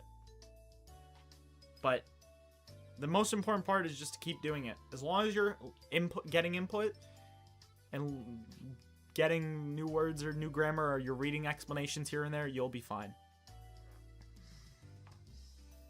People are maxing the language learning process and completely missing the fact that it won't be done in a measurable amount of time because it will never stop. Yup. It's just, yeah. Like, I know you want to get good and you want to be able to read everything you want and do everything you want, but it's gonna take a while, so, like, enjoy the process, man. Enjoy the vibe. Relax. Because, man, once you do get good, you miss it. I don't know. I haven't talked to a lot of people about this specifically, but I'm sure if I asked a lot of people who are good at Japanese, they're gonna tell me that, like, they missed that time where they were, like, not good but not bad either. You're just in the middle of the road and you're making the progress and you could tell you're moving towards something. That's the best fucking time, and people these days don't want that. They want to just skip from 0 to fluency, and it's like, dude, the best part isn't even fluency. Being good isn't even the best part. Like, yeah, it's cool. Like, it's cool to me that I can read a light novel or I can read manga and it doesn't matter. And, like, it's fun and, like, yay, I get to do new things. But at the end of the day now, it gets the same feeling it does in English. Like, that's not saying my Japanese is good in English. But in my brain, it's not a whole, like, you know, separate thing. It's just kind of like, oh, I'm just, like, reading things or I'm watching things. It's boiled down to the most fucking simple way of viewing it. Whereas before, it was way more in depth and way more about the Japanese learning, and it was just like a different experience. Yeah, getting good is cool. It's great. I will never say it's not good. I will never say, like, oh, don't get good because it sucks. Like, no, it's awesome to be good at Japanese, but if that's all you're looking for, you're gonna miss out on some valuable moments. The amount of growth I did as a person, probably through my, like, we'll say from, like, the 1.5 year point to maybe, like, the 3.5 year point, I think the amount of growth I did as a person because of Japanese and the things I learned about myself and, like, interacting with things and, like, just how to get good at a skill and how, like, get myself to do things and finding, like, passions and stuff. Like, you learn so much. Like, as dumb as it sounds, like, the Age Ed journey isn't about Japanese at the end of the day. It's, like, about yourself, and you're gonna learn a lot about yourself and learn a lot about a bunch of different things going through it, because especially because at the end of the day, you're in your room alone, fucking reading manga, reading visual novels, watching anime. Like, you're gonna be alone. You're gonna have a lot of time to think. You're gonna have a lot of time to think about your progress and how you're going about it, and it's a very thought-inducing experience. And it's valuable. But nobody cares about that. They just want the end product, which I know that's, like, the goal. Like, when you start, that's the goal. But I think once you get into it, you realize that there's a lot more value you can gain from just the I'm good at Japanese. And I don't know if people think that way. Or I don't know if I'm the only one who had, like, a life-changing experience, but, like, it kind of did. Not just in, like, the thoughts and how it affected me then, but my life from that point onwards. Like, if I didn't watch that Matt Wanikani video again when I did, there's no guarantee I'm sitting right here right now doing what I'm doing or anything. Like, I would just be, like, using a completely fucking different experience. Are you using Streamlabs for the YouTube plus Twitch chat? No, I know they added something. I'm using something I found months ago. It's like StreamerBot or some shit. I have no fucking idea. I just, like, found something and I was like, I'll use this, I guess. I think I'm very close to not bad but not good. Hey, once you get there, it's a good time. That's my favorite part.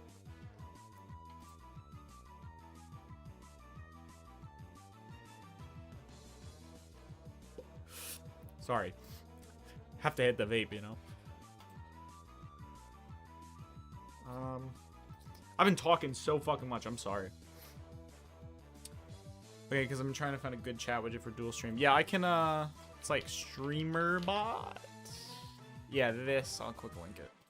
Fuck. Load. It has a bunch of other settings thingies that you can play around with, but, I just use it for the chat mainly.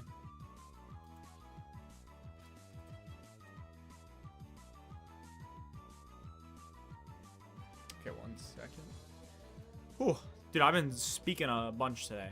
I hope anyone is gaining any value from the words I'm saying, because I'm getting out a lot of my thoughts.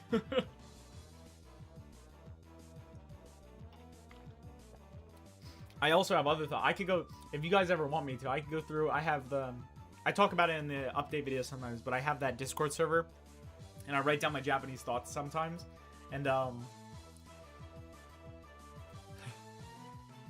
I have some things like, so you could call it, I call out certain people in the community, not certain people, but like an archetype of person that I see, and it always seems to be the same. Like,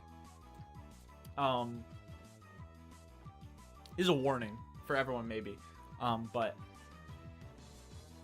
a pattern I see is that people who go really autistic on Japanese, not just getting good, but like they go for like a crazy amount of sentence cards. I'm studying for the Kanken or everything. Most times, more often than not, when those people output, from what I've seen, at least from especially like text messages, I don't know about speaking as much, but man, they speak like cringe lords. Like, the output is so cringe, dude. It's like, obviously this guy is like, it has the vibe of I read a lot of books and I'm using a lot of words that just to use them.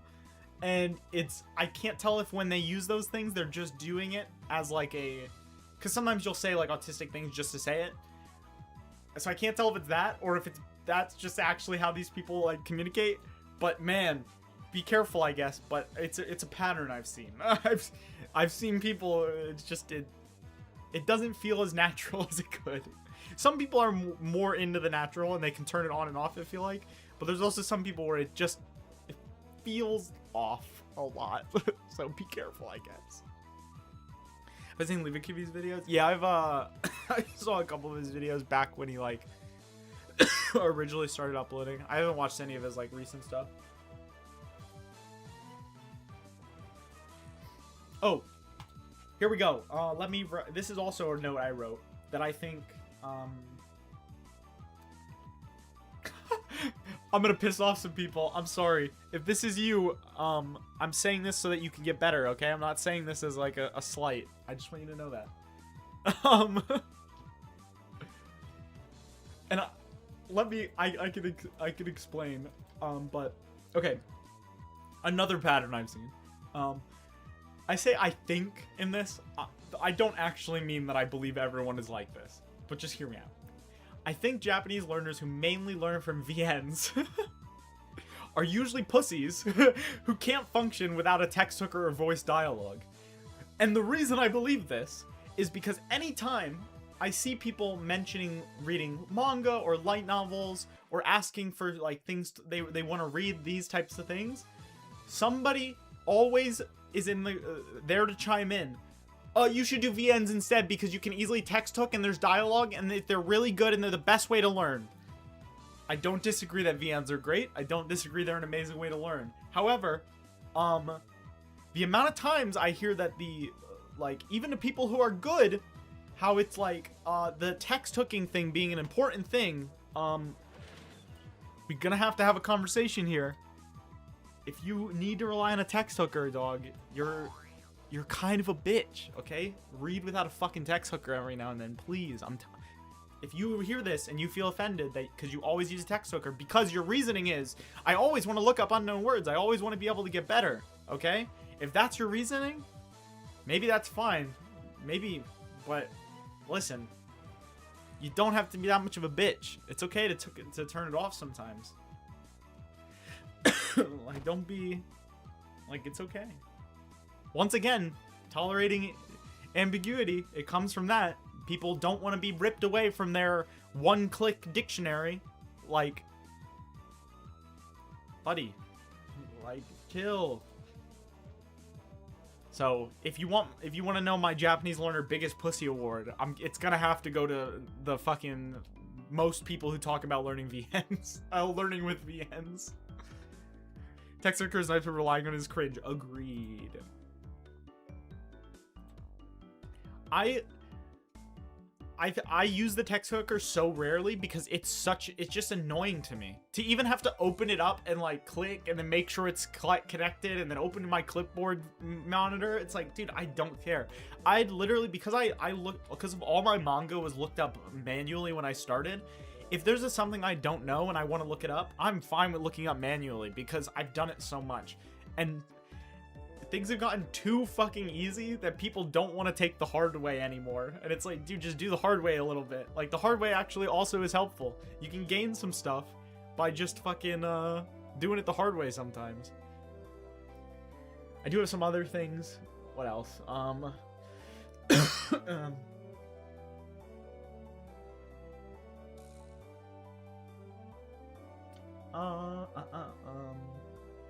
I don't know if I'll ever say this in a YouTube video because I don't want people to get really mad at me, but little thought in my brain.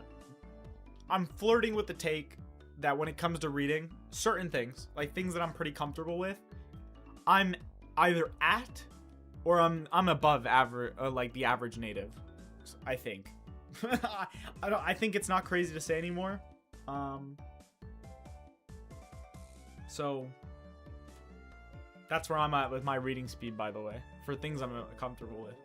Maybe that's like me being too far up my ass and I don't know how fast a native can read, but I've been in situations where I've read something at the same time as a native was, and they didn't read it faster than I did. There's also this is something I saw recently, and this goes in with all the AJAT stuff. I'll get to that in a second after I read some chat. Yo, what's up? My man B-Man 72222. What's up, Brett? How are you doing? Immersing, good shit. Big fan. And there's a text circle with on can make mining easier so I don't always look up stuff. Yeah, that's fine. That's understandable. I just, like, it makes me upset. Not upset. I don't know if upset is the correct word. I just get mad because I'll see those comments on Reddit. Like, someone will be like, oh, I want to read some manga. I want to read, what's that? Light novels. And then you got some dong in the corner who's like, dude, you can fucking text out VNs and it makes it so easy to look up every fucking word. Like, VNs are awesome. Like, why would you even bother with something other than VNs, man? And it's just like, dude, I fucking hate all of you. Resubbed? Oh my god, thank you. I appreciate it. There was no audio, or I missed it. I'm, fake streamer me. Making progress, that's what we like to see. So I wrote this like a week ago because I've been having all these epiphanies about Japanese and my thoughts on the community and like how I want to go about Japanese in general. This is also a key AJAT philosophy and mindset that I think I've lost and I want to regain. I think one thing I really need to go back to is the concept of just choosing Japanese. Especially once you're already good, it's hard to get yourself to put the same amount of time in, even if you do want to improve. So to prove to myself that I can get better and tap into that original AJAT motivation and mindset, I'm going to try and choose Japanese more often than not. And that's also part of the reason why I'm doing the visual novel today, even though I'm barely reading it. It's just the idea of getting there. Because if I can tap back into that, I also want to watch some older update videos that really helped me out when I was starting. I have been doing that and it's been awesome, and I'm going to continue doing that. I love watching older AJAT videos. It's awesome. If I can tap back into the original mindset that got me here, then I can continue to get better and better without feeling like I'm doing a disservice to myself. Because I do want to get better, but I feel like I'm choosing the lazy way more often than not because I have like the ability to. 2026 is the year of AJAT 2.0. I hope when I read this in my 6-year update video in June that I have results to show for it. Let's fucking get it. We'll see. But yeah, those are just some things that I've been writing down recently. Trying to, as we go through the year, try and consistently update that with new things so that when we do get to my update videos, I have a more, instead of it's like oh, here's a note and then a 2-month gap, I want it to be like semi-consistent.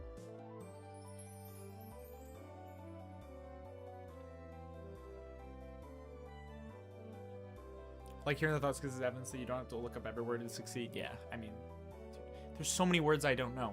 While we've been reading here, there's words I didn't know the reading of, and some of them I could guess the meaning, the others I didn't, and you know what? It doesn't fucking matter, because most things don't, you'll know what matters to the story and what doesn't, and you'll know what you really care about, and you can just say fuck it. Like, I'm at the point now where when I'm reading light novels, I will probably make a card for most unknown words, or at least look up most unknown words, just because I'm at the point where I want to just fill up my knowledge on things I read. But you will never see me go out of my way to find new words in terms of like, see, I don't read like isekai light novels. There's some maybe I will read or anything, but you will never see me go at like, I need to read 10 fantasy light novels to fix my fantasy vocab. I have very weak fantasy vocab probably, but like, it never comes up and it's not even close to what I'm interested in, so I just don't care. I'm way better at Japanese in certain areas than I am at others, and it's just, and I think everyone should be like that, but a lot of people really get attached to like that they have to know every word, and like you don't, like it's said a million times, but you don't even know every word in your native language. Just like learn what comes up, because that's what's important to you, and what's important to one person is going to be not important to the next person. It's like super personalized, and I think that's the best part about it. But yeah, I don't know why people are being weird with things. Shouldn't be looking up every word anyway, and even if you need something easy, it doesn't need to be VNs, because OCR takes like 2 seconds to work on anything. Yeah, it's, and dare I say it, I think if you can't handle doing like manual lookups, like if you're like reading manga or you're reading a book and you can't handle doing manual lookups for a little bit, then you gotta put on your big boy shoes. I think like big boy pants, not your shoes.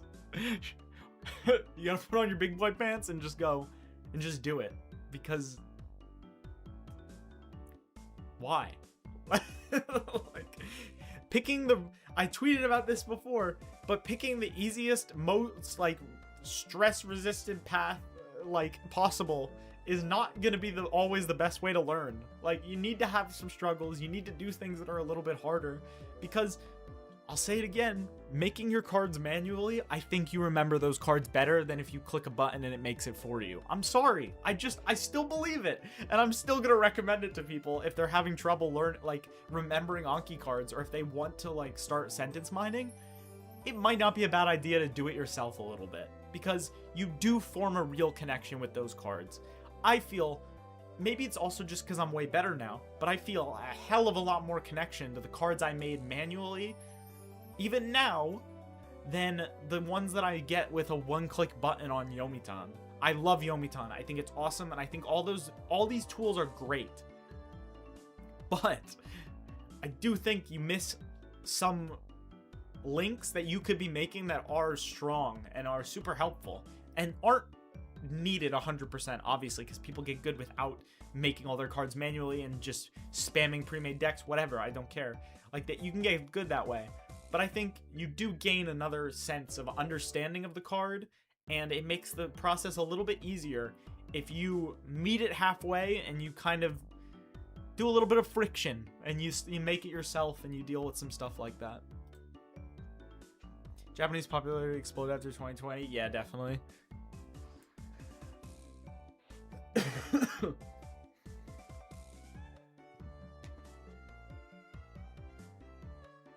Wonder if that's a Japanese thing, because so many times you can just stick two random kanji together and it's a word. Oh yeah. There's definitely a lot of just like putting shit together. Yeah, go. I feel like, unironically, if you made it like a point this year to like pick, I don't even know, like 5 anime and 5 manga, and just like go through them while you're like doing your decks and then like sentence mining and stuff, like in 1 year, go, I think you'll be able to make a crazy jump, because you have so much backloaded knowledge. Because I know you've been learning, I think probably back way before even when I originally started trying to learn Japanese. I'm not saying this is like a slight or anything, but I know that you've been like going for a while, so you have so much knowledge like in your head that I think if you get like a year of like really high, not even high quality, just like quantity of immersion and like things that like you're really interested in, I think you'll be able to take like an insane jump in 1 year compared to most people. Just because like once you have the backloaded knowledge, it's super easy to unlock it. You just gotta like kind of fucking like go hard for like a year, and I think it'll be You'll probably see some crazy results if I had to guess, honestly. Reading something for the sake of learning more words is a mistake, in my opinion. I agree. I feel like most people read or watch things just to learn words. You should do what you want and unknowns pop up. Exactly, dude.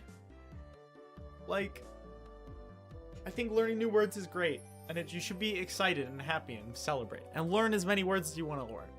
But I don't understand why that it feels like the main driving factor.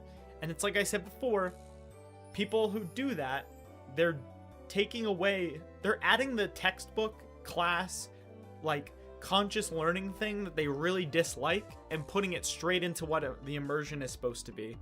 And I don't know why you're trying to do that. You're making it more about, like, a fucking subject that you're learning rather than the content. AJAT and immersion is all about the content. That's the point. The content. Everything comes from the content. So, and like having fun with the content you want to do. Not like you fucking, like, your interest molded by, like, I need to collect every word. It was never about, like, obviously, like, to gain more of a vocabulary, you need to read different things. But it's very different on the advice of being, have a variety of reading and listening is very different than go out of your way to read shit you have no interest in just to make your Anki counter keep going up. And I don't know. I think a lot of people care a lot more about their stats, about those things, than they're having fun. I care about stats, but the stats I care about are my books going up and, like, how many PlayStation Platinums I have, which go hand in hand to actually immersing. So, like, my stats that I have fun with are the immersion stats of getting more immersion. But I think a lot of people focus more on the other things, and I don't get it.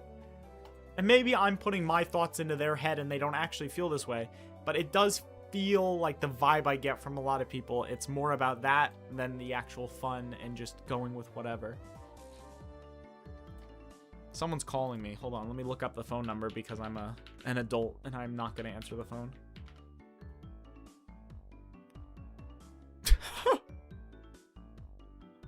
Dude, apparently they're a fucking, they're crazy?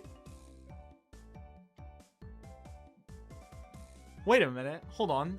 Dude, it says stalker in the fucking, the one, the JP number lookup thing. Oh, apparently it's like a scam thing. Nice. Life Support Center. 電力切り替え営業。必要ぐらいかかってきます。Poor guy.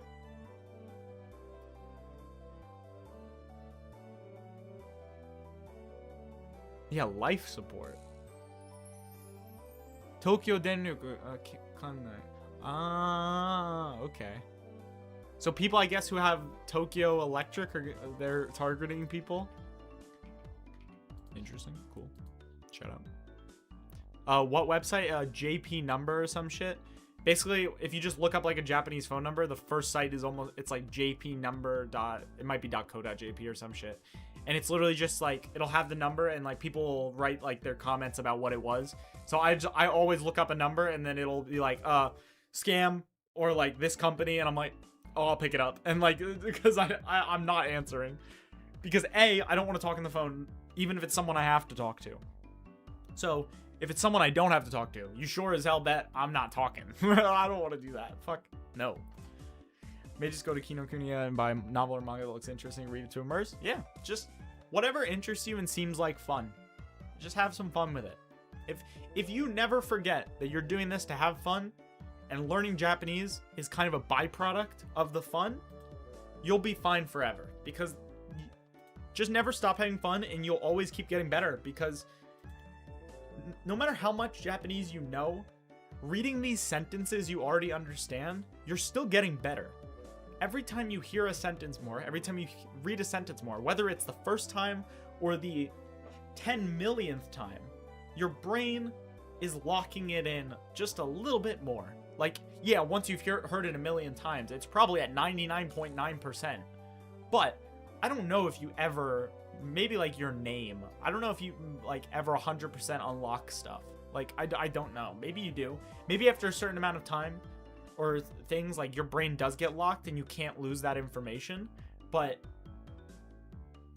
who cares about thinking about it that way? Just like every time you read anything, you're getting better. As long as you feel that way. Whether there's an unknown word or not, just feel like you're getting better, and you can ride that high a very fucking long time. Because especially in things like VNs, which this is why I do like VNs, it's very easy to just go, oh, one more line. Oh, I'll just read another line. Like, oh, it's just another line. So every line you read, whether you understood it all or not, there's gonna be stuff you got there, and it's gonna just help your Japanese a little bit more.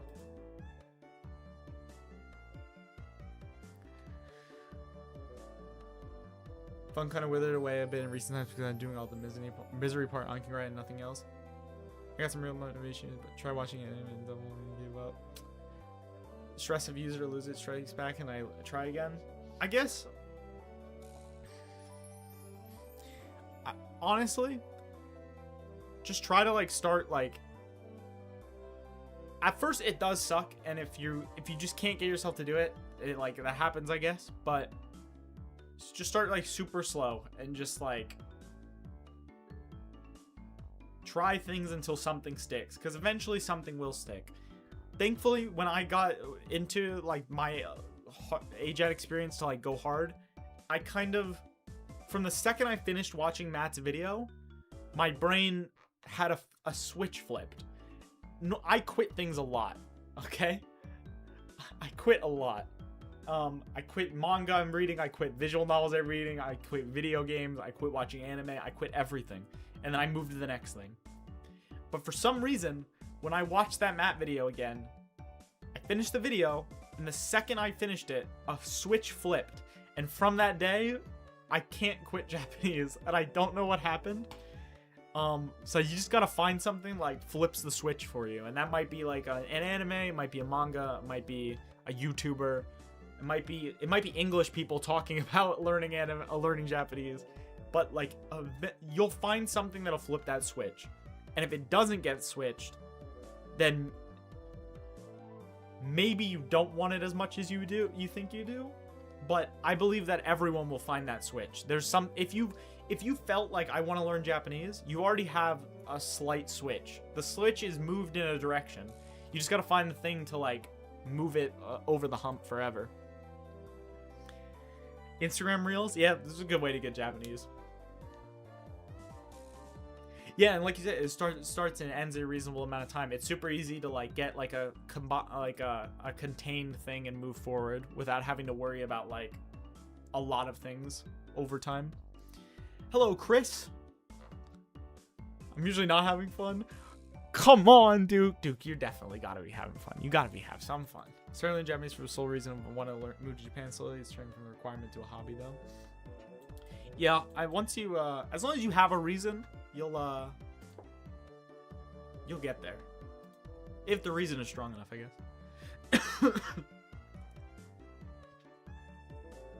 Yeah, 1 weekly episode. Yeah, just start small, honestly. Like, even like I'm so bad at watching anime that if I like want to learn, if I want to watch an anime, I just watch one episode. And sometimes I'll watch one episode and then I'll watch another episode the next day. Sometimes I'll take a couple days break and I'll watch another episode.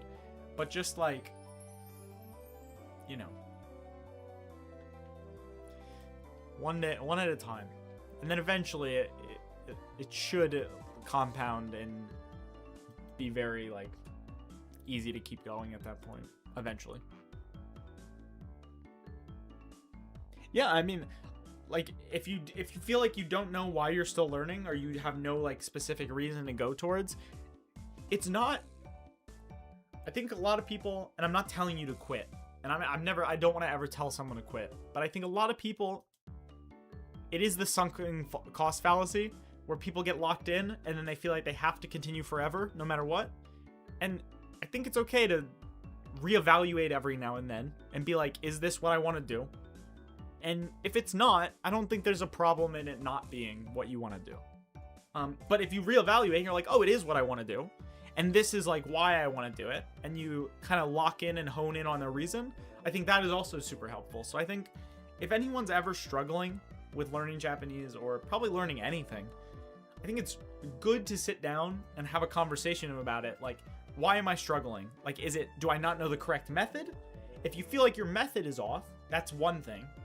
If you feel like you know the method, but you can't do it for some reason, looking into why you can't do it and trying to like figure out is super valuable. It kind of just goes like what I said earlier about how I learned a lot about myself and changed a lot as a person throughout the main core years of the experience. And that's mainly because I was consistently asking myself and like about priorities and what I wanted to do and moving towards that.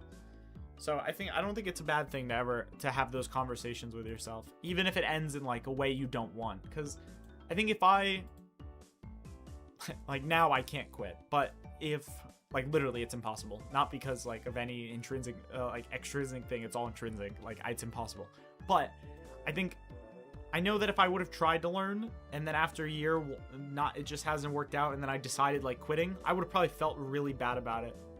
So I know it's not easy for people to quit, but I feel bad when people are like, it feels like they're torturing themselves.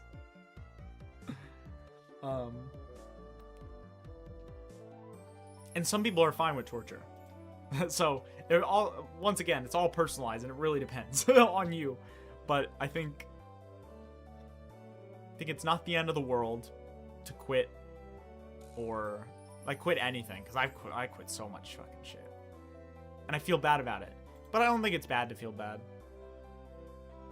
One cool thing I did was volunteer as Japanese guest liaison for my local anime convention. That's sick. I'd be too nervous for that, so you're better than me. I'd be like, I don't want to. No, thank you. I'll be in the corner. If I don't learn Japanese, I won't be able to life I want. So anytime I lose all motivation for Japanese, I can feed from wanting to move to Japan motivation and can push through anything. Yeah, like as long as you have that intrinsic thing that's like pushing you, if the thing is strong enough, like actually strong enough, right? And not just like, because some people like they're like, I just want to watch anime without subtitles and stuff, and like, yeah, whatever, like that's a good starter point. But if like your core reason for doing it is strong enough, you'll push through to get to where you need to be, I think, in most cases. If it's not strong enough, I think that's when you run into the issues, and that's when you have to reevaluate and have some conversations with yourself. Did break down the last day over the accumulated stress and clumsiness. I don't blame you. Very kanojo mo kanojo? Yes, I have. I like it. It's funny. It was a light read when I read it. I don't know if it's on the easier side of manga. Well, okay. Whenever I talk about how manga is easier or not, I hope everyone remembers that I've read so much manga, so I have actually lost what is easier or not, so I don't really know, because to me it feels easy and I don't know how to differentiate a lot. It's on the easier end of manga. I wouldn't say it's in the top 5 easy, but it's definitely like easier than even moving into normal shonen stuff. So I think it's probably, if that's something you have and you're interested in it, that's great to start immersing, because you will find I+1 sentences that you can mine in that. There will be things that are good, and because it's, semi-real life, I guess, what happens is wild, like the whole, futamata, samata, all that stuff. That's maybe not as real life, but it's still like high school kids. So you're gonna learn a lot of real Japanese that is useful, and you'll see everywhere. So that's a good thing. Just you'll be able to learn a lot, I feel like. So even if it's not the easiest to like maybe read at first. My teammates were a team of 3 were half Japanese, half Canadian, fluent all 3 languages, so I felt like a fucking fraud. Damn. It's okay. You're not half though, so like the fact that you know any Japanese is already pretty cool. Yeah, you got that Samata, dude. I'm pretty sure they. Yeah, there's like 4 maybe at one point in that manga. They go hard. You get some fun stuff.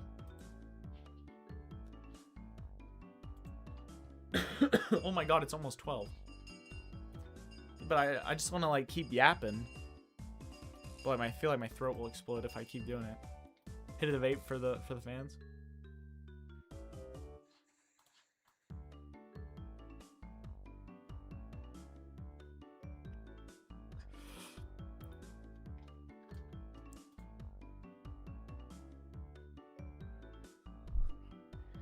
I just went on Reddit. r/JLPT. Need some N1 advice for improving reading comprehension score. What do you guys think the top comment is?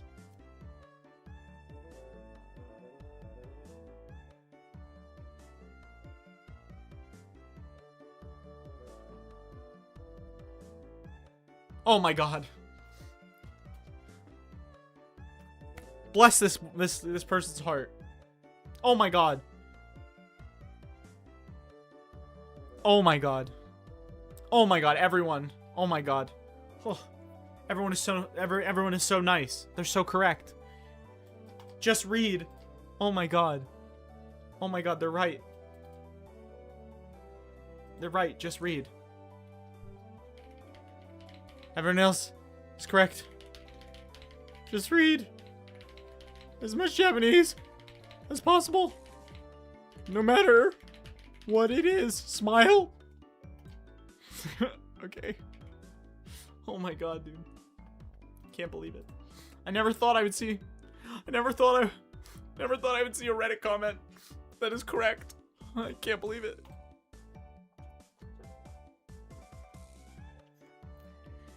Hell yeah, Futamata Samata. Woo! Not specifically 3-way, but dating 3 girls at once. 3-way is just you just say Sampi.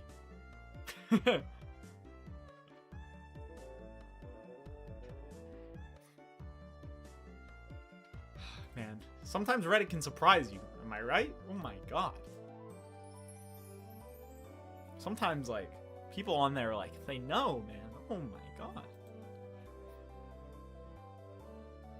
Like, I was expecting the first thing was to be like, you should get this textbook and do all of their practice problems. And it's like, do we, like, yes, that I guess we'll do something. But, like, there's a very obvious, this is also something.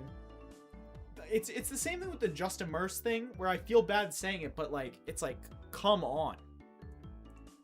Whenever your question, okay, this is to everyone, and I'm not, this isn't in a mean way, but I want everyone to think a little bit on your own, and you're gonna come to the correct conclusion, because you're smart enough. I trust everyone is smart enough.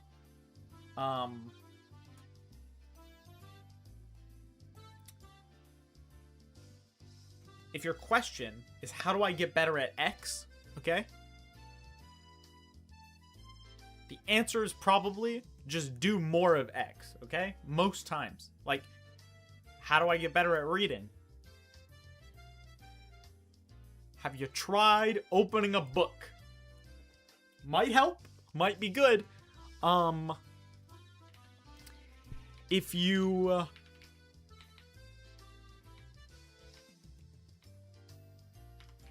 If you need to get better at reading, you know? I'm not reading, I just said that. Listening? You should probably listen more.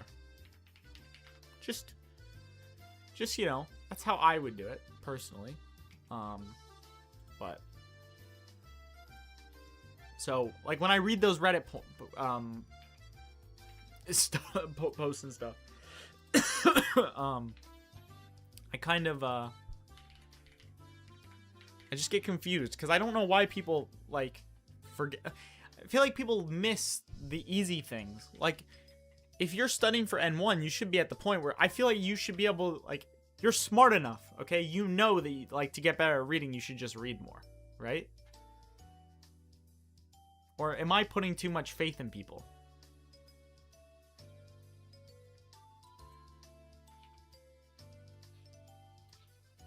What kanji? This.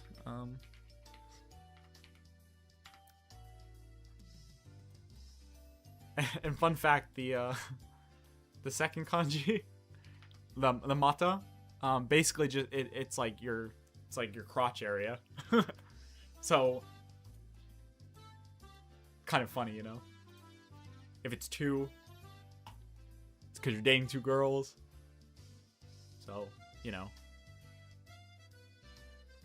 two crotches. You got three crotches, you know. Japanese is very literal in certain ways. And you don't like think about it too much. Like I don't ever think about things like that. Like in my head I knew that, like what I just said, but I've never actively thought about it till that moment. There's just so many things in Japanese where it's very specific like that. It doesn't come up, but that's like, it's because sanmata is not necessarily like a word. Futamata is like the actual word, and then you can add more as you go. So the original word is this, but to just add more people, you just add the number. So it's not like a real word per se. It's just like an extension of the base word, if that makes sense.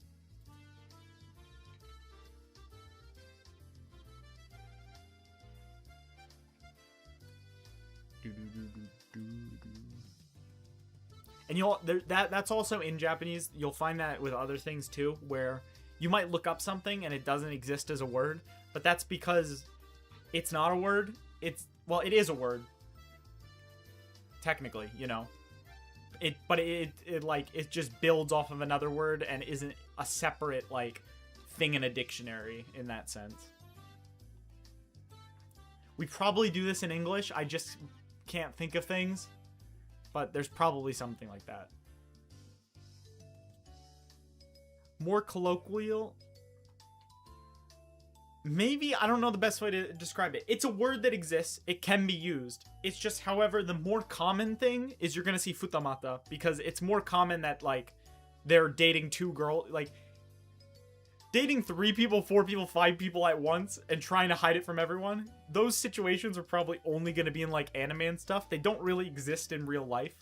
So the word for, like, I'm not saying they don't, but it's not common. So futamata being very like more common and like realistic, that is the word. And then to just add up until infinity, you just add more numbers to the suffix to make it into a new word. That might not be in the dictionary, but it's still like a word that has meaning that people can understand because they know the original. Yeah, exactly. So you could just keep adding as many numbers as you want, and you're just dating a lot of people at once. But because those situations aren't realistic enough to exist, they don't need to need a separate dictionary entry. You just know.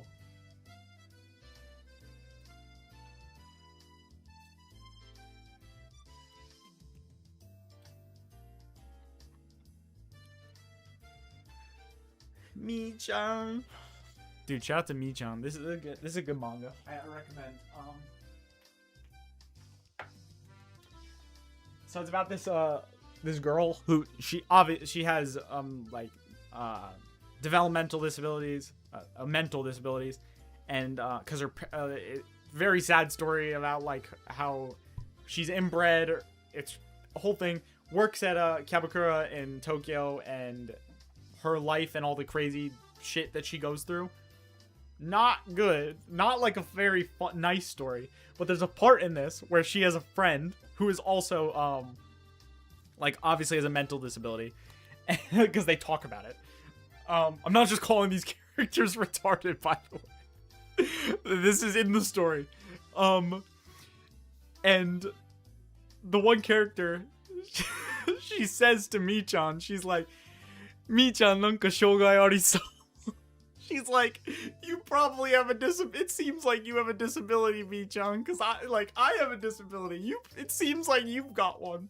And she's like, let's go to the welfare office together. And that line, me and my girlfriend, whenever we're doing something being vulgar, retarded, will say that line to each other. It's like, Mi-chan, nanka shogai ariso, ishoni fukushi jimusho ikou yo. So I fucking, when I read Mi-chan here, I just thought of that, and I'm like, oh my god, fukushi jimusho ikou yo. I fucking lose it. It's one of my favorite. I think I have the manga panel saved somewhere because it makes me laugh so fucking hard. Link it? Yeah, 1 second. Oh. Ishoni fukushi jimusho ikou yo. Like, nanka shogai ariso is just so fucking funny to me. It makes me laugh so hard. Finish Higeo Soru. Nice. Juma Mata. Let's go.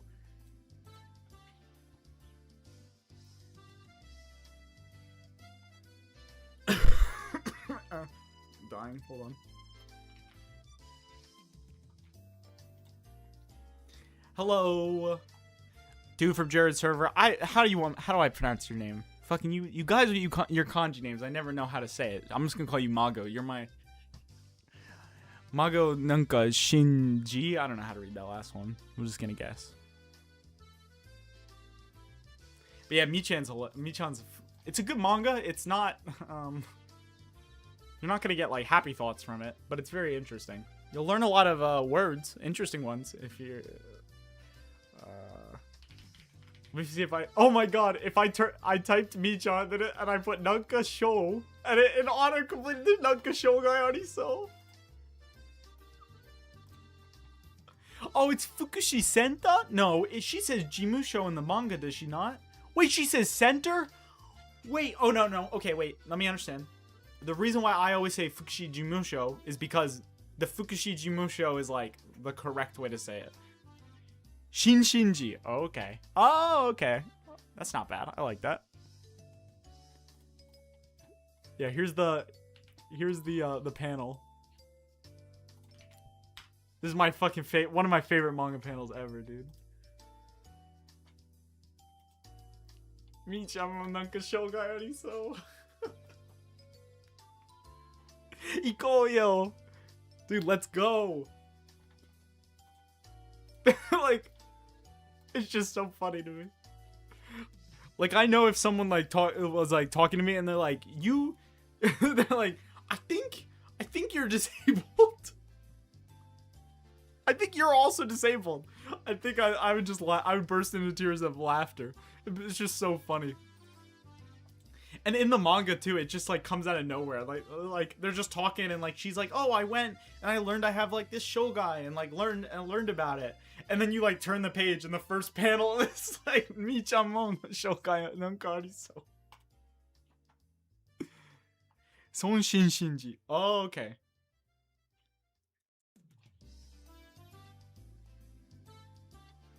Yeah, it is drawn really funny. She's just like speaking directly at her. It's just such a good meme.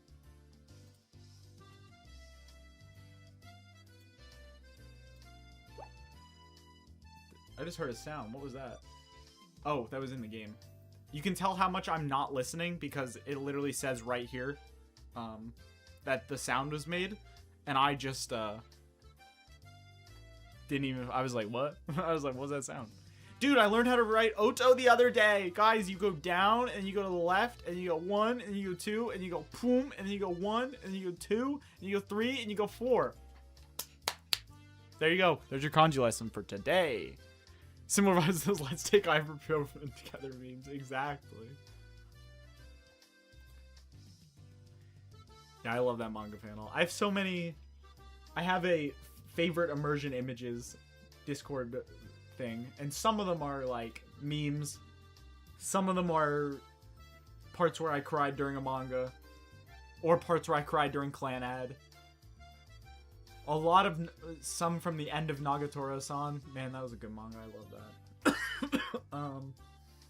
Some from the final volume of like of Karakai Jozu no Takagi-san and stuff.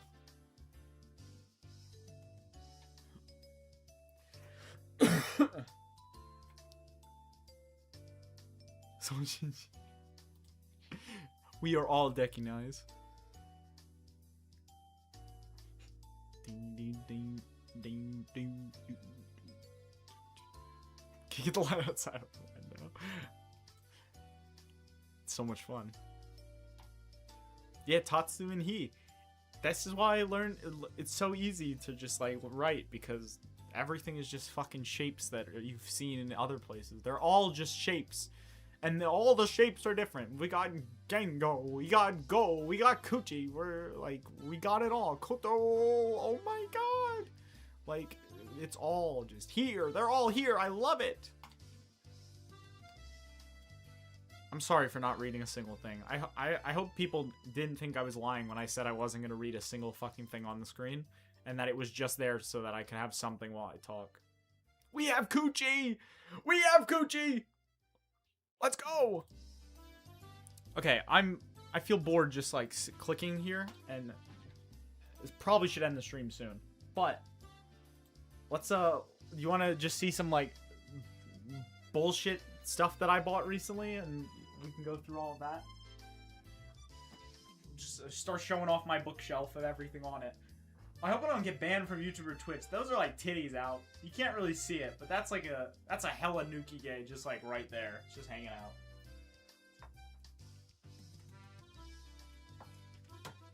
out. Shit. What do we start with? Oh, well down here, this is my motherboard. We don't know if it's actually dead or not. I believe it's dead. This bitch died. It's disgusting looking. It's so gross. So I had to, my computer has a new motherboard. So that's another reason why I couldn't stream right away. Because my computer decided to kill itself. And then next to that is the cooler for my CPU. That cooler sucked. So I had to get a new cooler. And now they're both in the computer and it's fine. But I'm gonna go take these to like hard off. Not hard off. Yeah, hard off. And just like give it to them and see if they'll give me like 500 yen. And whatever yen I get for it, like this will be junk. The cooler works, it just sucks. So I'll take this to there and I'll just, whatever money they give me, I'll just buy a game. That's kind of my plan. Also, we're gonna, hold on. We're gonna close Higurashi. Yeah, I had so much fun reading. Okay, we'll play some music while we do this. I don't want to end stream yet for some reason. So we're just gonna hang out. I'll show you guys some stuff on my bookshelf that I want to talk about. If anyone has questions, I can do it. Yes, there are more offs. Can I add the chat on this screen? Hold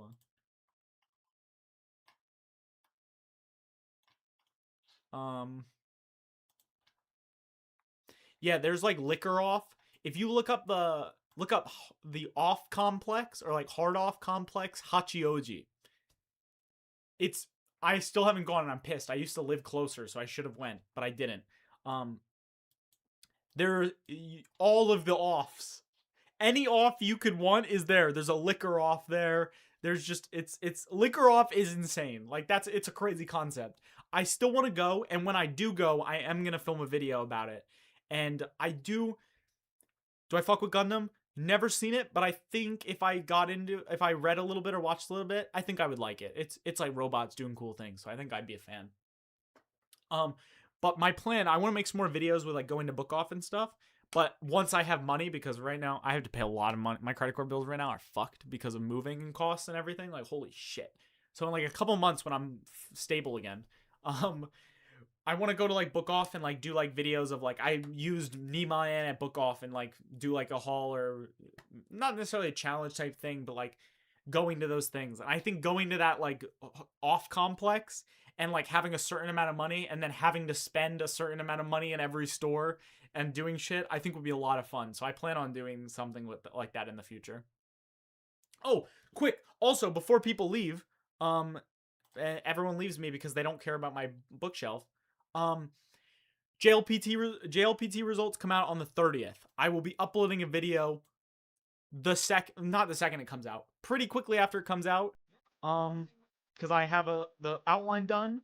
I just need to film and then add the part where I react to my score. So video will be out very quickly after results. Sorry, you're gonna have to watch the video to find out if I passed. We're doing a little bit of clickbait, but not clickbait, but like ooh, I gotta watch. I gotta know what score he got. So, but between you and me, between you and me, I give it a fucking negative chance that I passed. So that I failed. So if I failed, that's gonna be really embarrassing. But I probably passed. The video is mainly just to see the score and then hopefully appeal to normies and they'll get good. Which one did I do? N1. Did I feel it was difficult? No. No. I finished the first part with like 50 minutes remaining. It's it was not bad. I'll go over in the video. I did a little bit of practice, but everything I did for practice was harder than what the actual test was. It was a joke. In my opinion, it was very easy. I did not think it was that bad at all. But could have also just got lucky on the year. You never know. Same time as Matt. Yep. I actually messaged him afterwards about that. About his video and stuff, and I was like, I felt the same way. I know why you had to delete it, but like I agree. I agree with everything you said. Um, which I might be hanging out with Matt again soon. We got to figure out what day, but that's a little. Shh. But that's exciting. Uh, what am I doing? Uh, it's not if I pass. It's how hard did I pass? Exactly. It's did I get a really good score that I can then like show something for? Who knows? We'll see. Uh, do let's see what manga we can go through. Oh, before we go to manga, here's some PS2 games.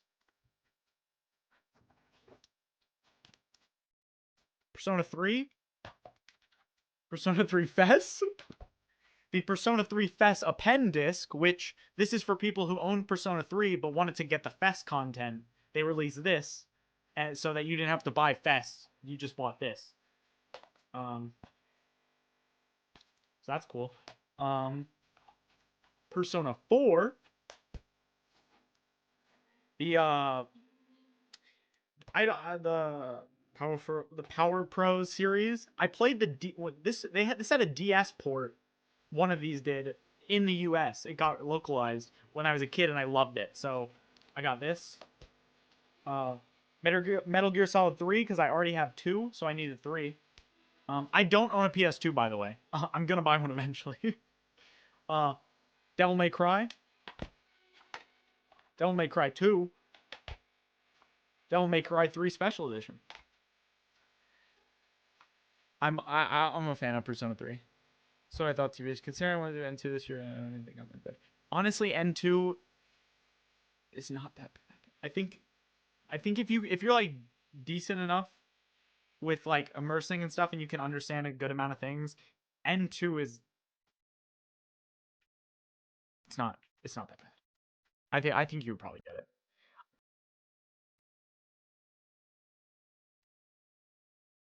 That would cost like 400 USD. Wait, what will? This? I found this at Book Off for like 1,000 yen or some shit. Or you mean like all the games? Cause yeah, it's fucked. Did decide last year I want to aim for N1. Dude, yeah, if you just read a lot, go, you can do it. Everything, yeah. They the U.S. market sucks ass. Think I like Persona? I'm a fan. I'm a slight fan. Uh, what else do I have here? That is interesting. Oh, I bought this. So this manga series, uh, Sekai ga Kanojo ka Eramanai. I read volumes 1 through 4 like 4 years ago, and I was like, this is great, but I want to read it when I get good. And I for some reason really liked it, and I'm like, and I want to read it physically, and I want to read it all in one day. I made these weird rules about how I want to read this series. And when I was in Yamagata, I was at Book Off, and I found this, and it's 2,500 yen, right? I saw that, and I was like, this 50% off. Does that mean this is already 50% off? Or do you take 50% off of this? And I had no idea. So I asked the one dude, and he's like, oh, it's 50% off of that new price. And I'm like, shit, okay. So I got this for like 1,200 yen, all 9 volumes. Looks okay. Some of them are more yellowed. I'm very particular about the yellowing, so I don't like these bulk ones because usually they are bad. But this is, for this manga, it's good enough in my opinion. But I now have all of them, and one day I will sit down and read all of them in one day because I've created that for myself. I don't know why, but that's also why Book Off is based. This whole thing, these 50% off stickers, they've been doing sales for their bulk manga a lot recently, and it's fucking awesome. So I recommend. I also got, that's how I got in my Book Off video. I got all of Erased for like 1,000 yen or some shit. It was awesome. Uh, shit. Kanken DS game.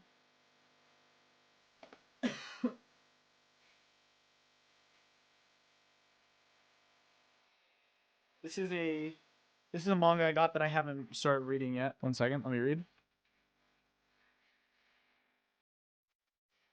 I like Book Off when I was in Shibuya. I went to a different used game store. Book Off Dragon Quest 8 was Ichiman, but the game store was Gosen. Yeah, it might also just be because you were in Shibuya. If you go to the book offs and hard offs and stuff, outside of like main, like everything, I found really good deals. So like that, the place I went for my video, my book off video, I need to go back there because it was like I already lived kind of on the outskirts of everything, and that was even more on the outskirts. So I was like, oh hell, like this place is fucking awesome. And that video was, that when I walked in, I saw the how much manga was on the shelves and everything, like the bulk manga. I was like blown away. I was like, thank God I picked this place for this video because this is fucking awesome. Like this is the best place ever.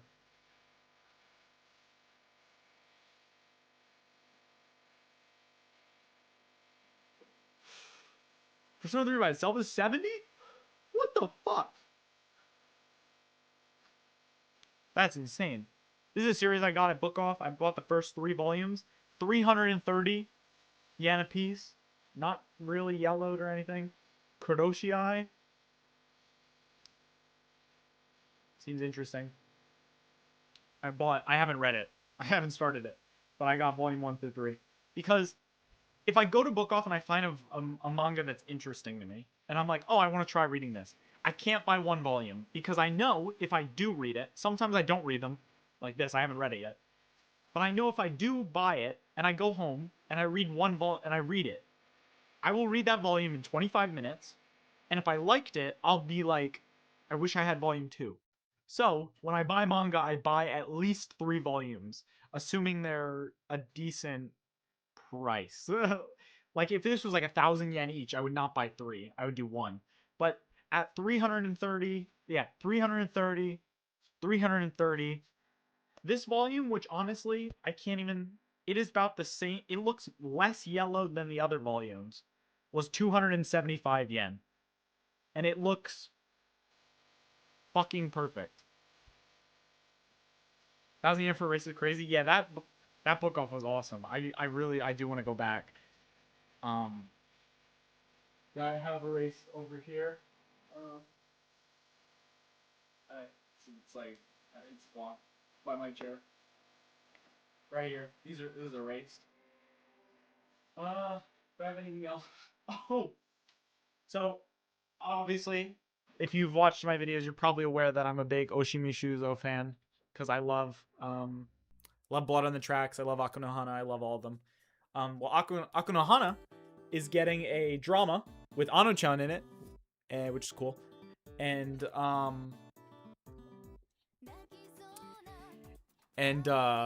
so now they're re-releasing the fucking manga like with a new print, and I love Akunohana. So now I bought this on a whim when I saw it. This new was 570 yen, so that's cool.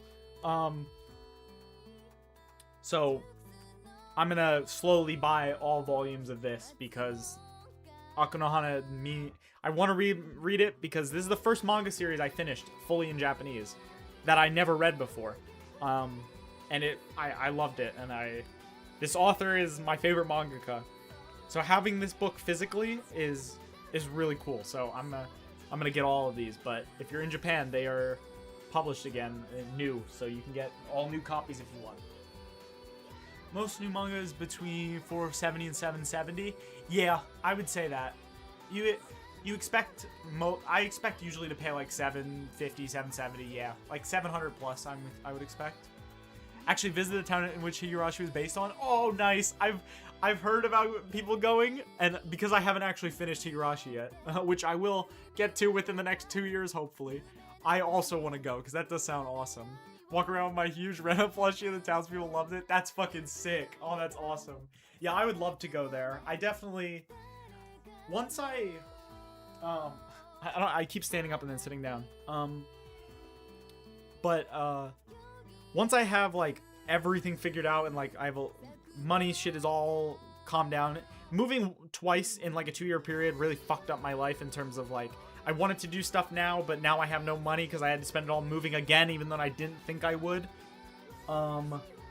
So once my money is all good, I have so many plans to do like different Seichi Junrei stuff, and I also want to film videos of it. Like, I'll say this here because you guys are based on watching the stream, so you deserve to know this information.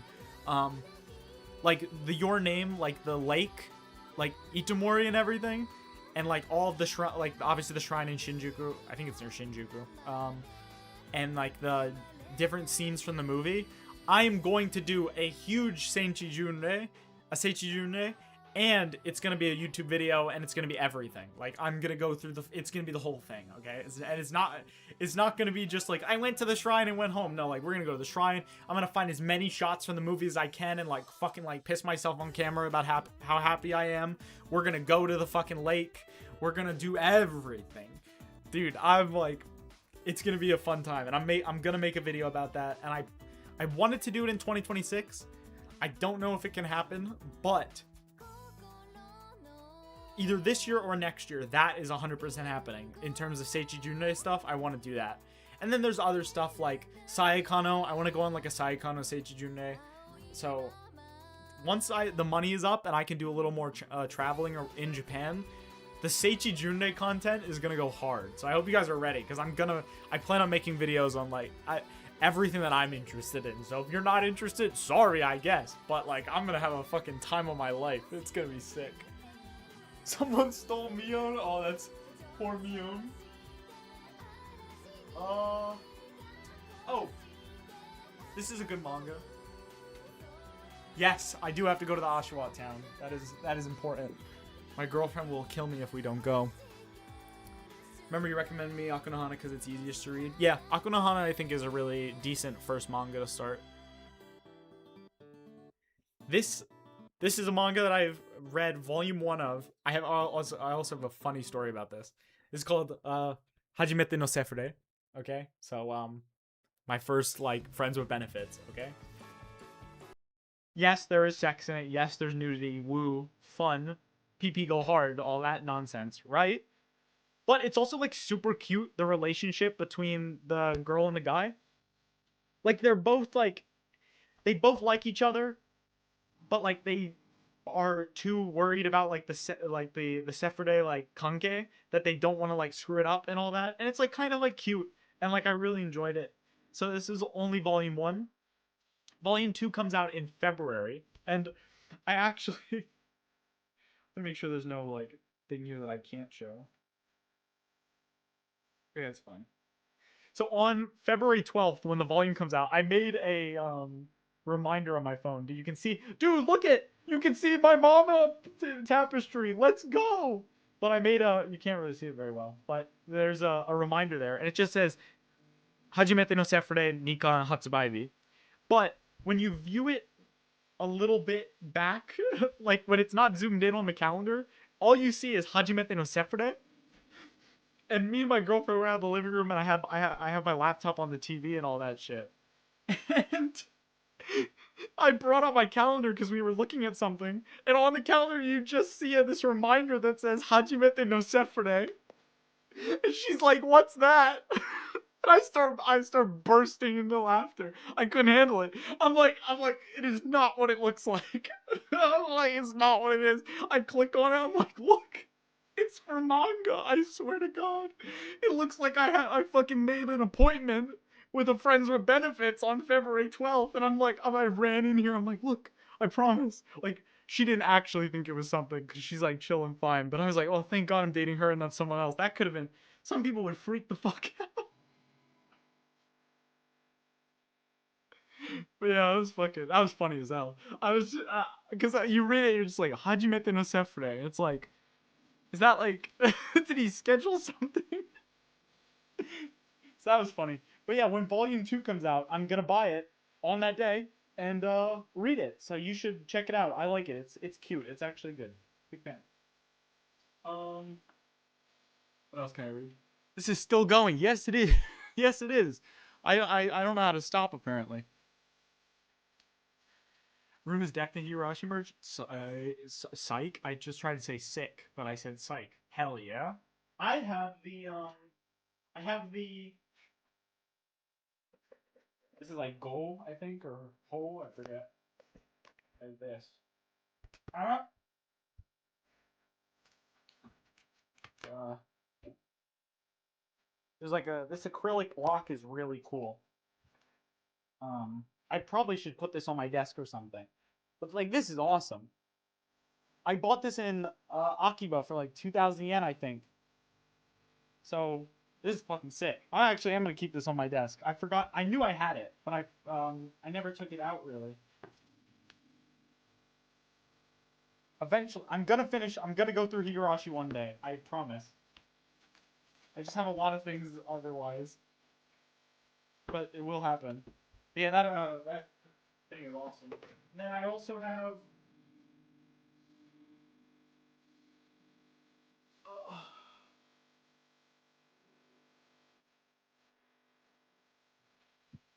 I also have the novel versions of the which one?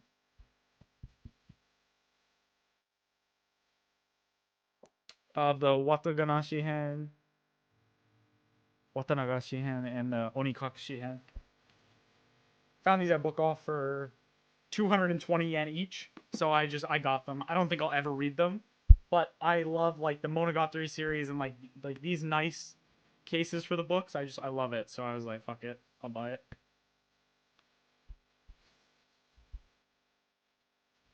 Speaking of recommendations, you managed to read One Week Friends. I read the first. Did I finish the first volume?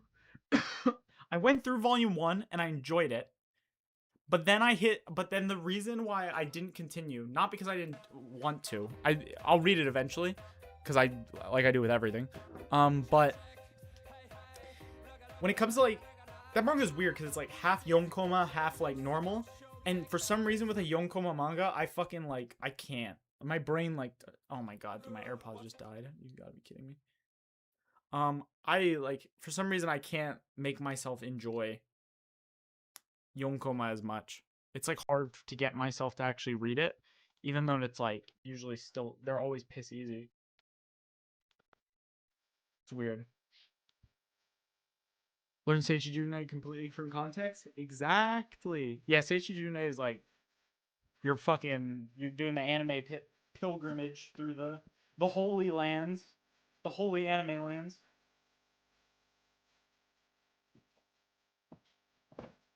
I was gonna show this one Monogatari book I have, but it's just hentai shit. It's just straight up a dojin, so I can't really show that on here. There's just titties and shit. Where do you find these manga? Not in English. 1 second. If you want, if you want basically any manga, this is a good website. I mean not a website. I mean this is I'm giving a link. No, I'm not giving a link. Whoa, I'm just incriminating myself. I'm typing a message in the chat that is just like a string of characters. And you can't click on it or anything. But you might be able to figure out how you could use it if you do a little thought.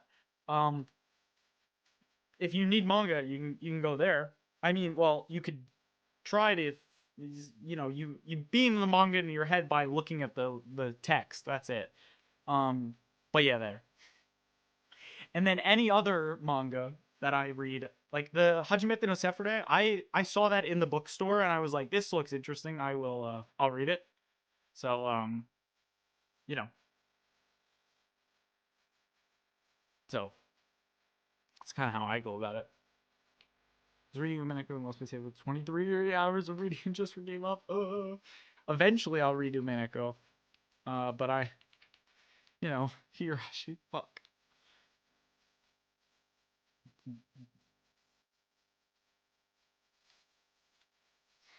That's a very interesting Japanese message. But to answer, I guess. Uh, I feel like I'm getting better a lot now. I feel like I'm definitely getting better stage still because I'm consistently putting effort towards it. There was a time where I could just not do anything and I didn't do anything and I didn't really get better. But I've been doing a lot more mining and a lot more immersion in general, and I've seen a lot of progress. What the fuck is Yonko? Yeah, for the for like panels. Yeah, like there's easy words like that. Like you'll just pick up from just like shit, and you'll just never forget. Yo, what's up, Mighty? Welcome back. Try to find manga that aren't or ever won't ever be released in English. Yeah, I like reading a lot of like that string of characters. It's nice to just browse, because there's like 26 characters in the English alphabet, right? So you can look at A, you look at B, and through that string of characters, you can find new manga, and I do that sometimes. I don't even know if it's worth trying to hide stuff like that, but like whatever. Um, one more weep shit. I got this. I'm not this far in the Monogatari series, so I haven't seen Senjo Gahara like this, but I have this fucking pretty Senjo Gahara figure. That's cool. Hide what? Nothing. It's just characters, yeah. Yeah, Fukushiji Musho Ikomiyo! Nanka Shogai Ariso! Alright. Um, other than, what else do I have? Shit. Oh, I got this really cool book. My girlfriend bought me this book. I have two really cool books, actually. My girlfriend bought me these. Also, yes, what the Next Gen Gamer PC said, the Moe Way is also really good. It's a Discord server. Um, they have a book sharing section. But yeah, that DL Raw site, I just like I'll click through all the pages and I'll just find something that looks interesting on the title or the cover, download volume 1 and see what happens. I have these yokai books. So this is written by the guy who wrote Gegege no Kitaro, which I actually have a poster, the whole thing, but it like goes through like about different yokai, so you can learn about like yokai stuff. Because when I was a kid, I really liked the books about ghosts and spirits and stuff that you can get at like the book fair. Really really enjoyed those. So I wanted something like that in Japanese, and like yokai is like the obvious thing. So yeah, my girlfriend bought me this. I haven't looked. To be fair, she hasn't looked at it either. We looked at it a little bit when we first got it, and it was like cool. I can't get myself to just sit down and read it, but I really should because there's just like a lot of really cool things. Um, and then another one. This is another yokai one. I also have a third yokai book, and that one is gonna be really cool. But this one is more like the one that I read when I was a kid for like the spirits of stuff. So it gives you so on the left here you'll have like um Toire no Hanako, and then you have like an explanation about it, like what the yokai is, how it like and all that stuff. But yeah, it's this is like really cool. It's like way easier to read, I would assume, because like you even have like kokuri-san. So if you guys didn't know the word for like using the Ouija board, it's kokuri-san. But yeah, this is like really cool. So I want to like go through and read through this one day and just like flip through it. I should probably put it in my living room, like on the table we have, as like a coffee table type book, and maybe sometimes just open it up. But like there's some like I've never even heard of. Like this is Kisaragi Eki. I have no idea what Kisaragi Eki is. Never even heard of it. Like other ones like you've heard like the Kujisake Onna, Tsuchinoko. Like there's things that I've heard from like various like Japanese things that I've done, but some of these are just like no idea. I've never heard of any of it. Like everyone knows the Zashiki Wadashi. Like there's so it's like really cool.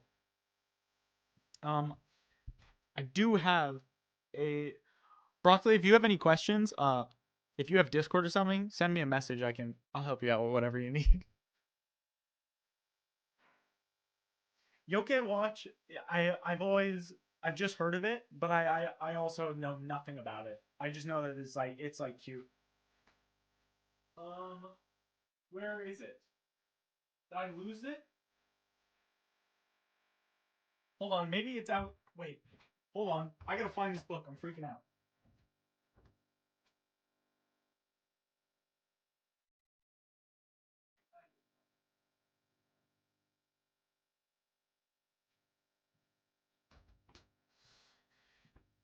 Oh, I was told that the book is probably in here. Where the fuck did I put it? This is gonna piss me off forever now. If I can't find the book. Found it. So, this is an old ass fucking book.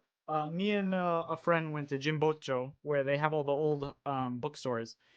That place is cool. There's a lot of old books, but you gotta keep in mind that it's very expensive. Okay? Um, it's expensive there. So this wasn't expensive, but it's like an old like book about like yokai and like ghosts and stuff. And like a little bit of like research into it. Um, super old. I felt like such a fucking loser, but also like badass when I was leaving home. Like when I bought it, I started reading it on the train, and it's like when you pull out one of these babies on the fucking train as like a weird white dude, it's like, man, what the fuck is that guy doing? It's just like it looks insane.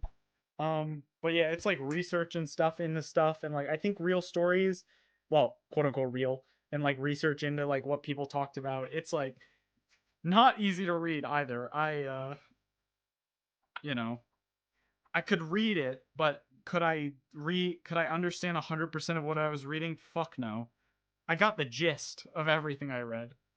Yes, this is Miyachi. This is Chuhai.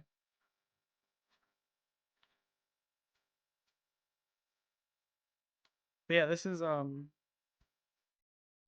yeah, I just love having like shit like this. It was really cool. Cuz like I couldn't have this unless I lived here or came here. Um Looks like something I would have read about in college. It's really cool. You got old kanji and stuff. Yeah, this one isn't. There's not. This has old stuff in it, but it doesn't. It's not super old. There were stuff there where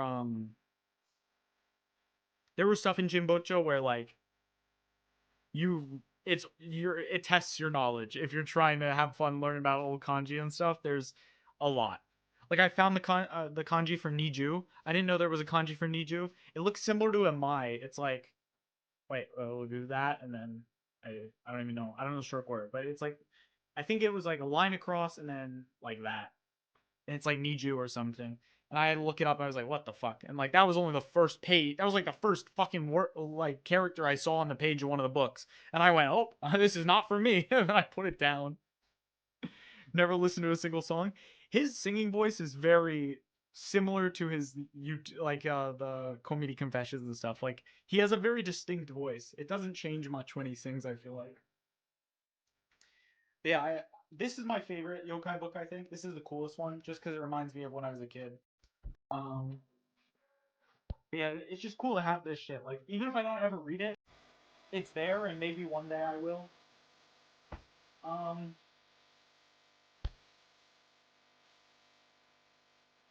let's I got some other things, I guess.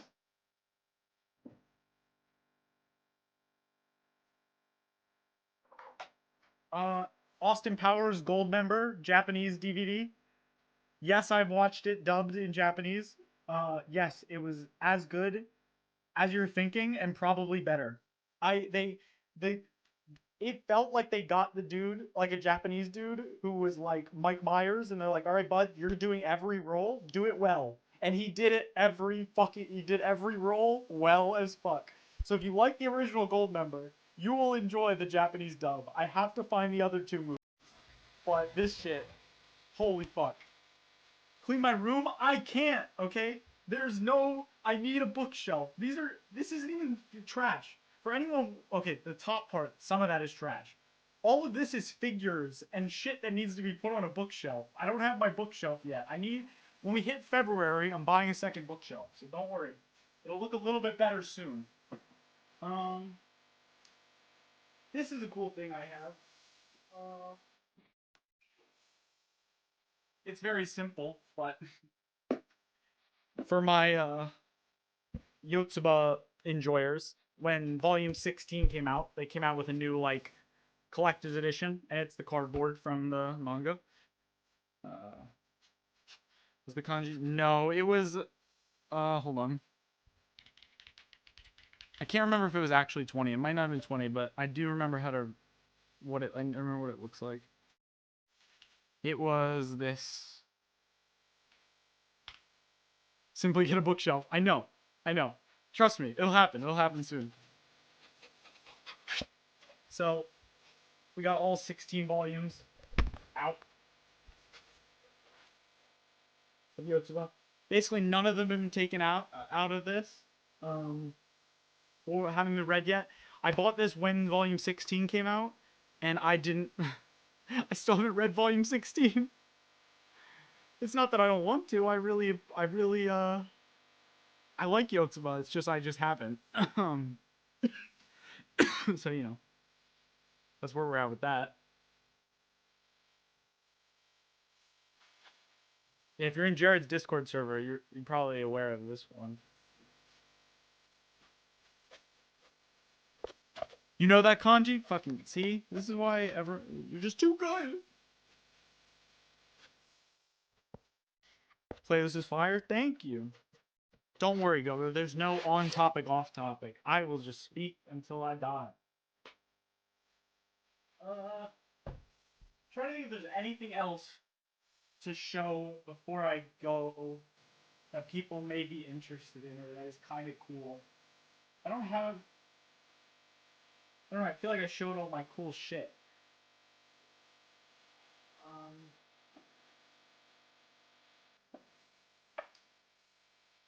Uh.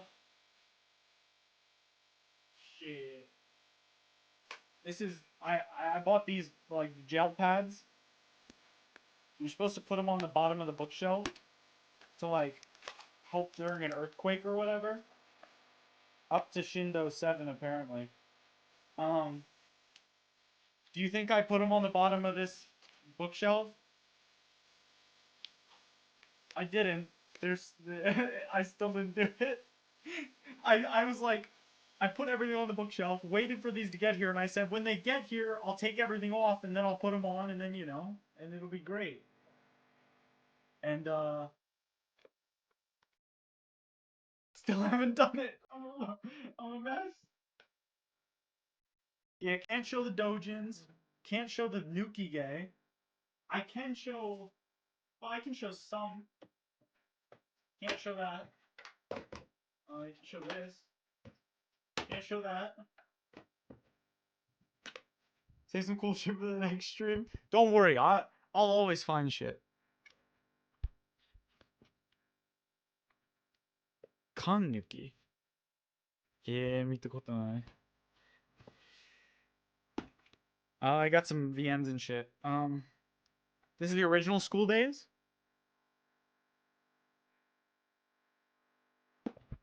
I also got the School Days remastered.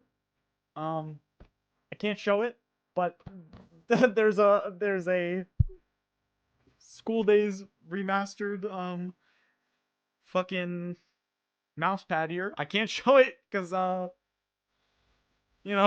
but it's there. I bought this when I first came to Japan in Akiba for like 2,000 yen. I don't know. Maybe I'll read it one day. Maybe it's good. I don't know. Jared doesn't know about school days? What? I thought everyone at least knew. It's like, it's school days.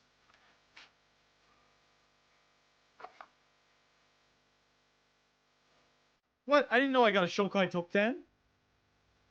What? Oh, that's a penis.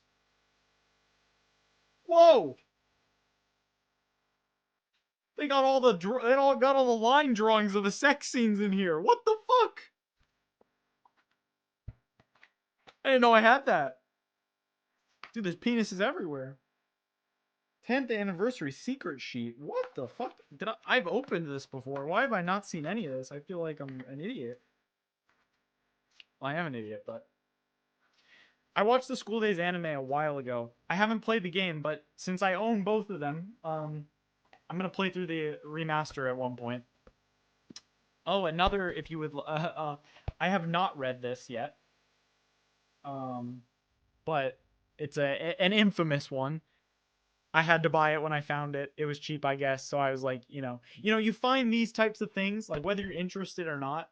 And I'm not gonna say I'm not interested, but you kind of find those things. You're like, oh, I know that one, and then you just buy it when it's cheap, right?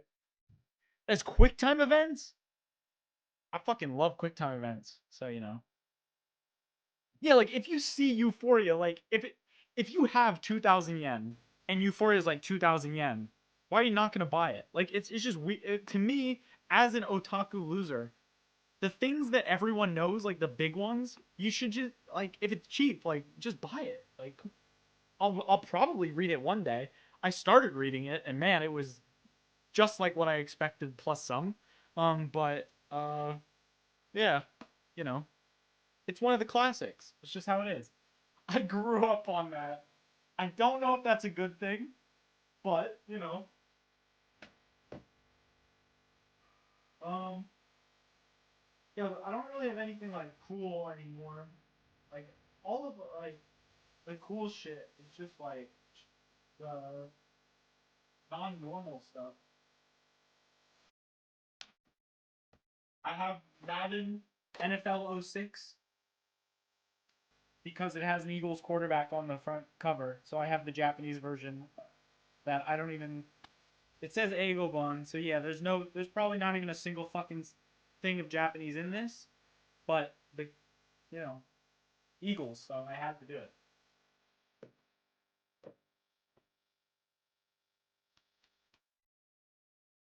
I found this the other day. Not the other day, like a month ago. I lied. It's not the other day. Fucking SOCOM 2, U.S. Navy SEALs. SOCOM 2, Japanese version.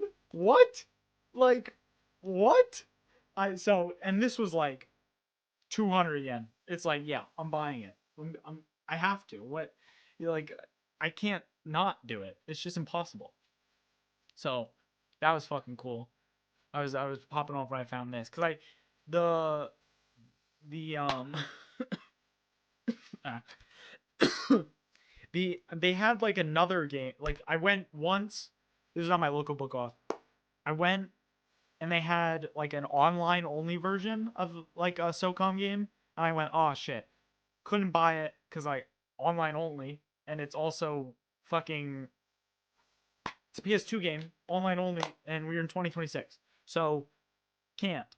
And then the next time I went back, maybe I missed it the first time, but I found this, and I was like, yeah, I'm buying SOCOM 2. So I can't wait to get my fucking to get a PS2 whenever I do that because we're firing up SOCOM and I'm fucking playing the shit out of it. It's so sick. I also had this was like 3 or 4 months ago. I for some reason stumbled upon like Navy SEAL like YouTube videos, like talking about the Navy SEALs. So I watched a bunch of videos, and I watched like the documentary of the one like Navy SEAL class going through like their training. And I just like I got super into just like watching these like military videos for some reason. So when I saw this, I was like extra like, oh hell yeah, I watched all those Navy SEAL videos. I get into like the weirdest like rabbit holes that I just like stick in for a little bit. Like it was just so weird. Like I got like one recommended video and then it turned into me watching like for like a week straight all of these different US Navy SEAL things. Made no sense. uh,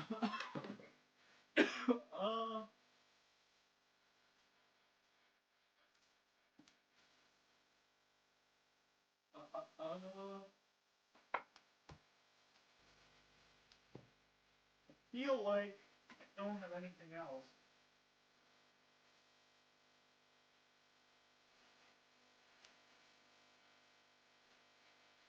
Everything else, like I feel like I mentioned before or whatever.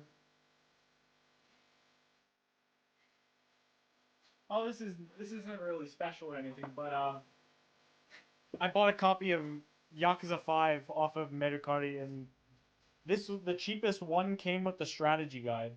So I was like, sure, I'll take the strategy guide. Wait, it was either the cheapest one or it was like 100 yen more, and you also got the strategy guide.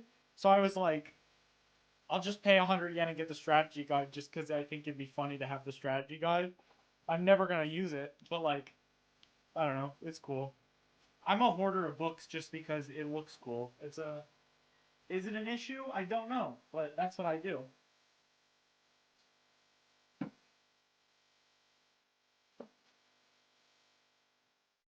Uh oh, this is Okayu.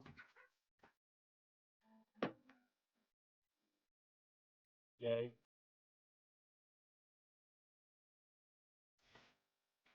I sit on her face every day. Isn't that awesome? Watch. Just sit on. I'm gonna get banned on every platform. Oh, I just sat on Okayu's face.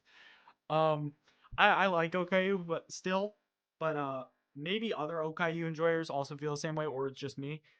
I feel like did my AirPods just like die? They did. You've got to be kidding me. You've got to be kidding me, man. Okay. Um, I feel like she used to be way more chill and like not as like excited all the time. And I feel like now there's too much like exciting things and loudness, and I can't do it. Um, I just can't do it anymore. So I'm in the process of finding new new VTuber. Not like I ever really consistently watched fucking Okayu anyway. Um, but yeah, I don't know if anyone else also feels that way. What is this? I can start a Q&A, start a poll, members only live stream. Why the fuck would I do a members only live stream, YouTube? I have like one member. What? Okay. Well, I think we've hit a good spot. I don't really I've ran out of things to talk about. Um, and I'm tired. So I think we're gonna call it here. Um, it was a bit since my last stream because of life circumstances. Um, so we got a nice 3 hour one in today. Hope that's good.